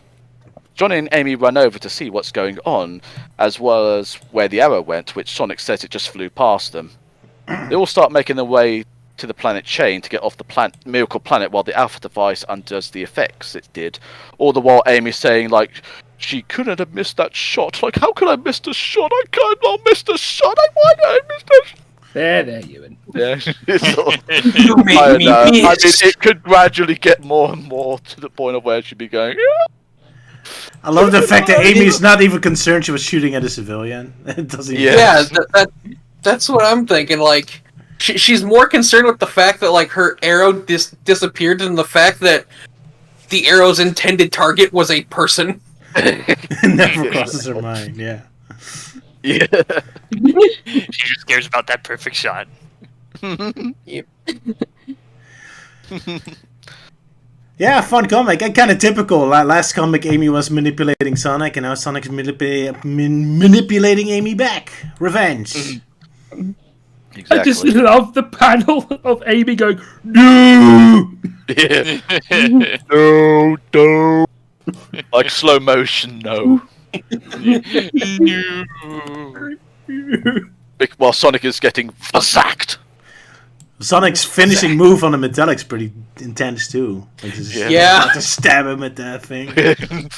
That poor bird can't catch a break. No.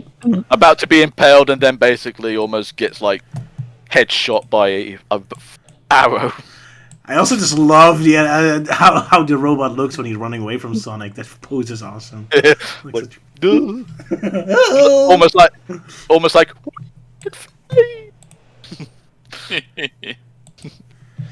But yeah, quite a few times of where, like, at least the beginning when Sonic had like blue arms, and then the next one his arms become green, and then for the rest of the comic, besides one panel, he's basically just got normal tanned arms. It's like, oh crap, he's not supposed to have blue arms, so I got to try and gradually correct this issue.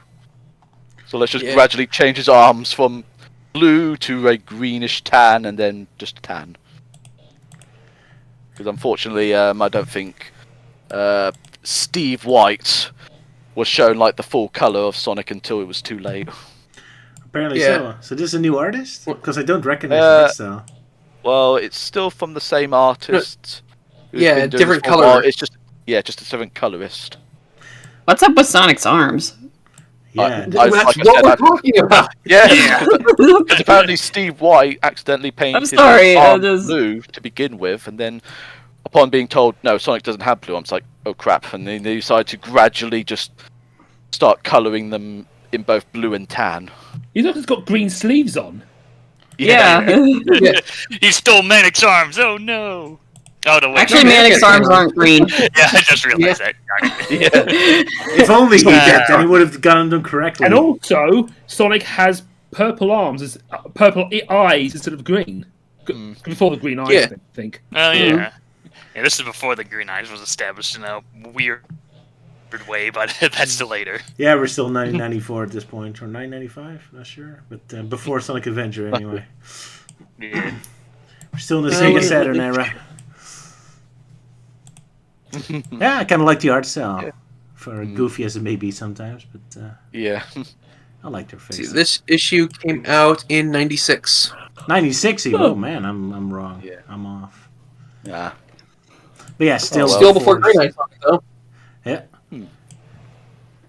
But a time for Sonic the movie. I wonder if Fleetway will mention that. I think they mention it, but not until like near the very end of like the whole sort of original story run before they started the full reprint of older stories. I think it was re-released in 1999, so I guess that makes sense. I mean, like the OVA was released in Japan in like 1996, but it wouldn't be until like 3 years later when ADV Films managed to get the rights to dub it in English Fair in enough. time for the Dreamcast.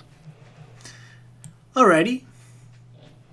Yeah, fun comic, I guess. Got a darker Sonic's trying to kill an innocent civilian. Amy almost Yeah. succeeds. But, and doesn't care about it at all. Poor bird. Poor Jet. Poor birdie. Alright, move on to the next one, I suppose. Yep. Alrighty, Tills is grounded All right. in a very tropical-looking aqua ruin zone. Someone wants to do synopsis, I hear? I guess I could do it. Alrighty, go ahead. Okay, Tails is visiting the aquatic ruin zone because he's been sent by Sonic to investigate rumors of a new badnik, but then it's countered by I said new badnik. I know, but you slipped it. Said the like nude badnik, like my. Oh no! Jesus. Okay. So I but No. he encounters this moth-flying creature that's trying to attack him. So Tails has to make a quick getaway, but the moth creature gets him in his stream of stuff, and his tails all get tangled up, and he crashes into the ground below. So he gets up, and suddenly the moth creature starts shooting at him with firebombs, and he reveals that his name is Spider Moth, created by Commander Brutus. So because Brutus is planning a revolution against Robotnik, so he avoids all these firebombs, trees are crashing, and he has difficulties flying, and Spider-Man says, "Ha ha ha! I can destroy you. You can't reach me." So Tails has to think and has to use his initiative. So he gets a vine and wraps it around a tree to launch himself against the bandit to smash it. But then he finds himself about to fall into the water and sinks, and sees the shark badniks, which he calls a masher badnik.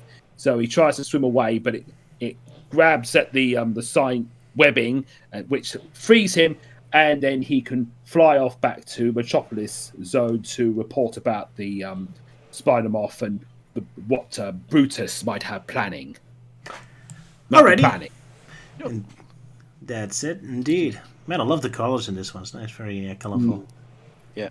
Even Same the- artist, though different colorist. I guess so. Yeah, Tills looks kind of awkward. Oh well. I do love how. Yeah, go ahead. I do like how Tails is like using his smarts to launch himself. Yeah, it's pretty awesome to see Tills be more clever for once. Finally, knows Sonic to steal his thunder. I love the face expression of the badnik. It looks so derpy. This uneven smile on his teeth. Yeah. For some reason, I can just imagine this thing having like a Gilbert Gottfried voice. I guess it's the exaggerated face. That I made me am think of it. Spider-Moth! I am Spider Moth. Prepare to meet your doom. Exactly. That would be awesome. Yes. But yeah, kind of like, kind of funny like how Tails was obviously trying to make the palm tree a fly swatter, but instead just turns it into a catapult for himself into the badnik. So not exactly planned, but at least he managed to defeat the Spider Moth. It works all Yeah, the so time. yeah, so instead of Tails, swatting it, instead we have Tails go. yeah. Yep. To the badnik. Or straight into the water to drown. Oops. But it works out for him in the end. Yeah, fun, cute little story. Love the colors. Yeah. Pretty good. Yeah, it was a nice little story. Alright, then we move on to our final story of today. Sonic World Revolution! Dun dun dun! Where I think evil... it's not. Yeah, sorry, I was about to say like, I only wish I actually got a sound clip of Rick Mel saying "Revolution," but maybe next time. Maybe next time. Yeah, I guess there will be more parts. Or will there Yeah. be? So yeah, in this exciting story, the city's under attack, with a guy calling "Incoming!" with a dumb face expression and over explosions and lasers. And Sonic fighting. But suddenly the badniks are attacked by other badniks. So Amy's like, oh, hey, we have friends. Wonderful, we can go home. But no, those new badniks are even more evil than the others. Because they're sent in by Brutus. the robot with Robotnik's personality, and he's even more evil than Robotnik because he wants to destroy all organic life beings. So everyone's in big trouble. Robotnik is not very happy about this. Not that it matters, because Brutus immediately shoots Sonic dead, and there lays Sonic's decaying corpse. The end. And that's the series. Yep, he's dead. Yep, series canceled. Killed it. Yep. Speed running through the story. So, your guys' thoughts on the final story? I love the designs of the robots. You got like one with a giant skull. There's one with a weird worm thing that looks like something from Halloween Town. You got a giant snake. You got one on treadmills with shooting lasers. It looks really cool. As well as like a buzz bomber that's got its like gun replaced with a pitchfork. Oh yeah. Apparently that's like the sort of level that we're dealing with. And also with Brutus. you also got one that looks like a spider with a saucepan on his head. Yeah. And also, bizarrely, if you can look in the background, you see a starfish creature that kind of resembles Black Doom. Oh, Yeah. Black Doom I- foreshadowing. Yeah. I was thinking Starro from Yeah. DC Comics, but Yeah. yeah. Oh yeah. I mean, Doom's, Dark Doom think- did show up before, because that's when Shadow was born, right? Yeah, technically, yeah. Yeah, Black So Doom. it could be being, Dark Doom. Oh, Black Yeah, Doom. Black Doom Doom technically being cameoing in Black this like comic. Of course. Perfect. Yeah, sure. Yeah, Yeah. kinda- It is him. It must be. Yeah, but yeah, it's just kind of funny like how all those some of the badniks end up just looking the Brutus ones. Like even that Cobra type snake going like, Yeah. Good stuff. Good. Yeah. But yeah, one thing I'm noticing though, at least with the whole sort of revolution story, is how often Nigel just keeps on drawing Brutus like from the profile angle, so you always keep on seeing like how massive his like lower jaw teeth are, it's like almost about to His poke his eyes tusks. out. Yeah. I think, Looks I impressive, think though. Nigel must really have liked how Richard originally drew Brutus from the side, so he's like, "Oh, I love that. I'm going to keep doing that." And so it'll become a running trend in this one. That second to last panel, Amy only has one leg in the frame, so her other leg must be very far to the side. And so she's just got this incredibly wide stance. She's doing the splits. Like And the I've also- ultra-wide stance. And I've also noticed that the robot that's keeping Johnny hostage, I think, kind of looks like one of those giant robots from The Fifth Element. Yeah, I can see that. Good point. Or like Especially a with the head all low. Yeah, go ahead, you. Sorry. I was going to say it looks more like a evil steampunky version of the old Mega Droid mascot. Yeah, He's like, yeah, he's finally like given up working for Sonic, and he's now just working for Brutus. He's just like, oh, I'm just getting better pay, rent, and such. Yeah, the humans in charge don't pay me enough. I don't even get paid. Yeah, no respect, I tell you. Now hold still, Bunny. This will only hurt for a few minutes. Oh my. That's not good. Yeah, I absolutely love the guy in the first panel where he goes, "I'm coming, we're gonna die." Yeah, because I think Sala basically indicated that like it just resembles like that one meme of the from guy the just YouTube pointing. Yeah. Yeah, it's like, oh, Oh, yeah, he does look like a clickbaity character. He's a clickbait character.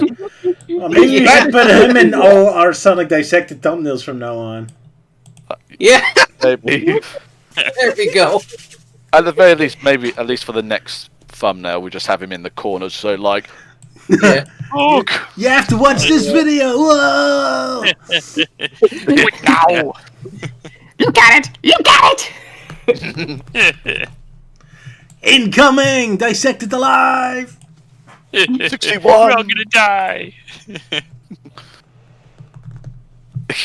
Although I find it funny, like with how like Brutus just shoots Sonic, and like rather than Sonic going like in pain, he just goes ugh, like it was just more of an inconvenience than a painful. He's sarcastic. You shoot me like this? I'm tired of you. I'm going to sleep. Sonic, he's defeated. I win.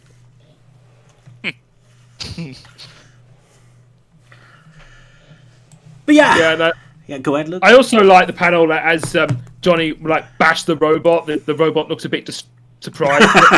The big open eyes, yeah. And Johnny looks so happy. Yeah. Just like, I was defeated so easily. Help! But yeah, apparently also Brutus kind of insults Johnny by calling him a skinny rabbit, and Johnny's like, I'm not skinny, I'm just athletic. That's a good point because he looks more muscular than Amy and Sonic, so why is he picking on him out of all the three? Yeah. Well, I suppose because like Johnny caused a lot of problems for him in the previous story he was in. I guess So he's like, that's why he's very petty towards him. Also, I have noticed that panel where Johnny's saying like I'm not skinny. At first, I thought Amy was holding a crucifix. That's a Yeah, good... And yet for some reason, I was taken aback by that too. Yeah, it does kind of look like that, doesn't it? and yet for some reason she's pointing it at Johnny's head. That's an interesting look, yeah. Go away, demon. I have garlic. Stay away, Johnny. Yeah. Thin, skinny-looking rabbits must be the devil or something. Yeah. Stop looking like Bucky O'Hare. You ain't getting my tricks. But right, yeah. Silly stories. That was fun. Yeah. Of course, a bunch of the usual sort of artwork. And Euan, did we succeed staying on the timetable we had for this stream? Or have you failed? We're basically 10 minutes earlier than planned. Oh, good. So which like makes it incredible. Yay! Applause for us all. Hold on. Hey. There we go. Yeah, there it is. That's where we reward and we have 9 minutes to make fun of people's fan art. Poor Yeah. kids. Exactly. Yeah, or I answer mean- random questions. Yeah. Yeah, I mean, I was gonna say I noticed how in that one sort of what's it called, the speed line section of 79, where Tails is basically in like a Christmas present sort of box, and of course it's where his arms are positioned, which is just like, oh my! And so I ended up just basically drawing of how Tails' arms look. Although I need to find it again. Oh, I don't because it's have like, it, sorry. Yeah, right next No to worries, Willy Wonka's no worries, song. I got it here. I'll just send it over. It'll be in the live chat section.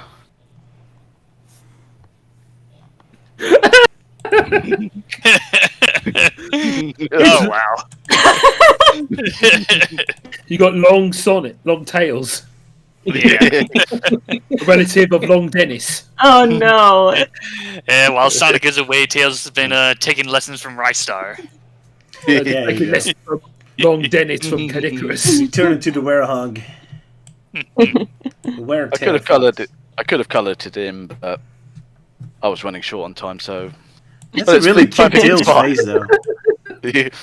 Well, I just thought I'd better make it like, not like he's serious, but just like all derped up and such. Like, It's a like really he's great just face. I cool. love it. It's really cute.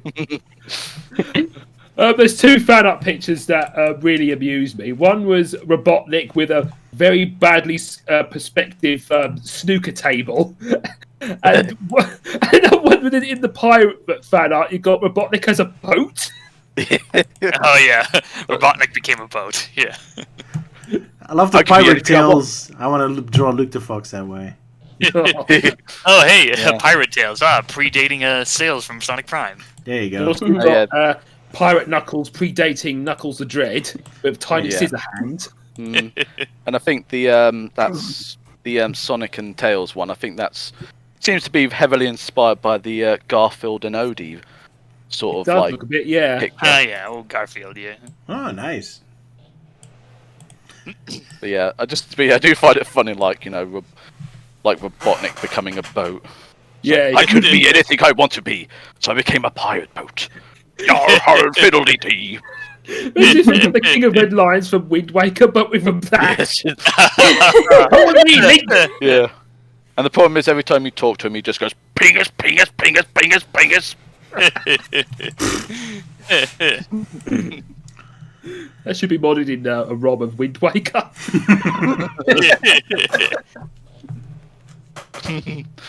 We can only hope that someone Shit. would hear our call, and we'll do that one day. Or we must Yeah, learn also- how to make mods. Well, you already know how to do something like that, to a degree. Kind of. That was made for mods. Making a mod out of something that wasn't made for it is a different question. But yeah, fun fan art. I love it. But yeah, kind of weird though. Like, there's someone drew a fan art of basically Robotnik playing snooker. I mean, that's like the most randomest thing you could for him to do. Like, all actually dress up all smartly, ready to play some snooker. I think this was when Big Break was still on UK television, and Oh, yeah. Robotnik was supposed to be Jim Davison. Probably.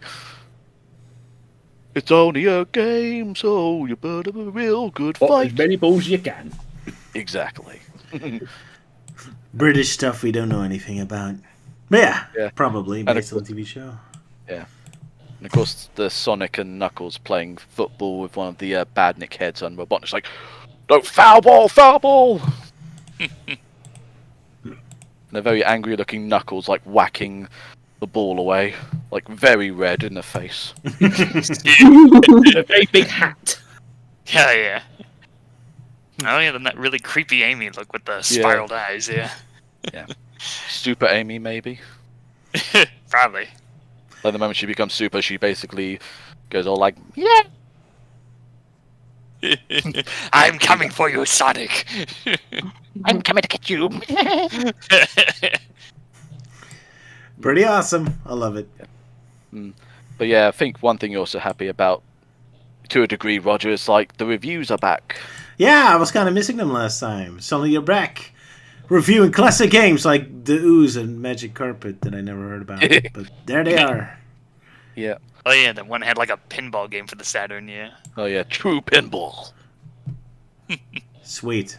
Not like The only fake way to- pinball, like Sonic Spinball. Exactly. It's just true pinball. And of course, Yeah. pictures of Sega World in London that you've been to. I kind of Yeah, love the fact but- that the photos of the location look like it's a video game, because it almost looks like a Yeah. Sega Saturn game.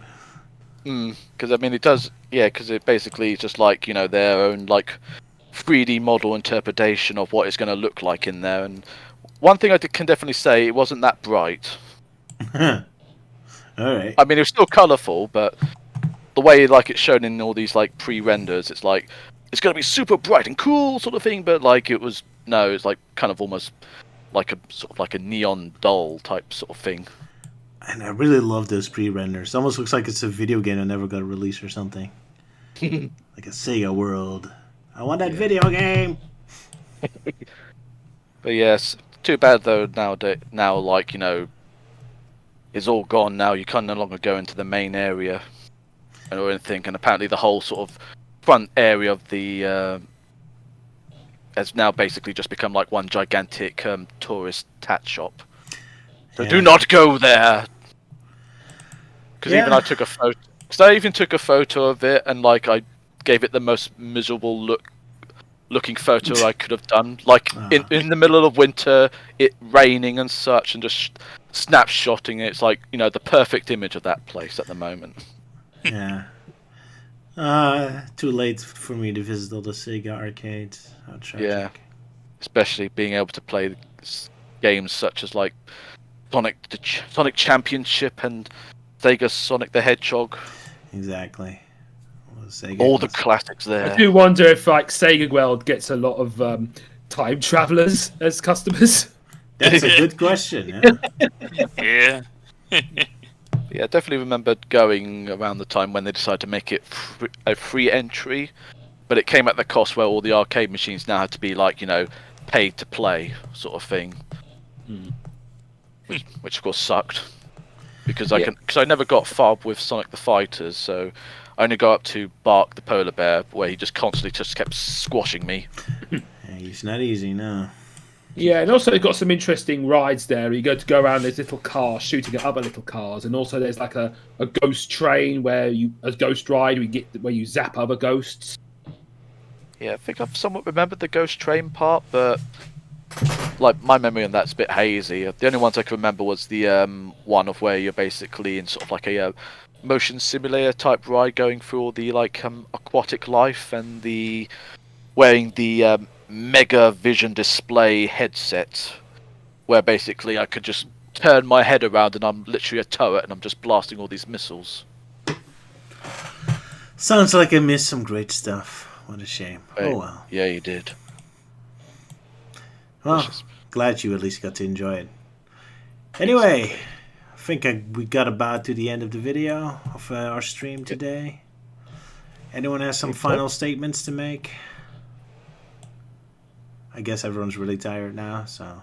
I just can't Maybe. think of it. Yeah, a little bit.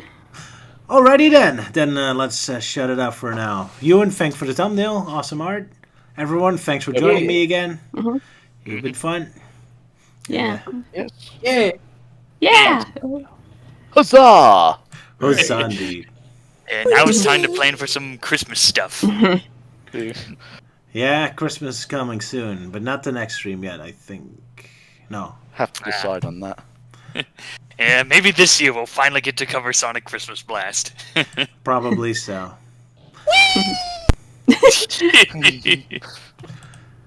So yeah. Melting Man being cheerful. Hollywood. We're finally getting able to talk There is about it. something I do want to state. There is a new indie game that's just been released called The Last Faith, which I was backed on Kickstarter a couple of years ago. So I'm on probably be in the credits in the backer list. They were a bit late with the Switch codes because they were supposed to release them last week, and I just got mine yesterday. And apparently, they still have not been released for other countries in the world. Shame on them. That's a shame. So yeah, sorry for the people who are still waiting, I suppose. But yeah, you have it. So enjoy it so far. Not had a chance to. I only got to cut the title screen to see if it works, which it does. Well, that's a good start, at least. So there you go. You give the title screen a 10 out of 10. Yeah, it's just a black screen with just the title on it with Oh. creepy music. That's only 5 out of 10. I want visuals in my main menu, Yeah. darn it. Either that, or they're just going for like a Legend of Zelda, Breath of the Wild, and Tears of the Kingdom sort of. I think it was going for more of a like dark. title. I think it was going more of a Dark Souls vibe because the game is supposed to be like a 2D Metroidvania version of Bloodborne. All right. Yeah. Okay. Sort of the people who backed it. Alrighty. See you folks next time. Bye-bye. See ya. Cheerio! Very well.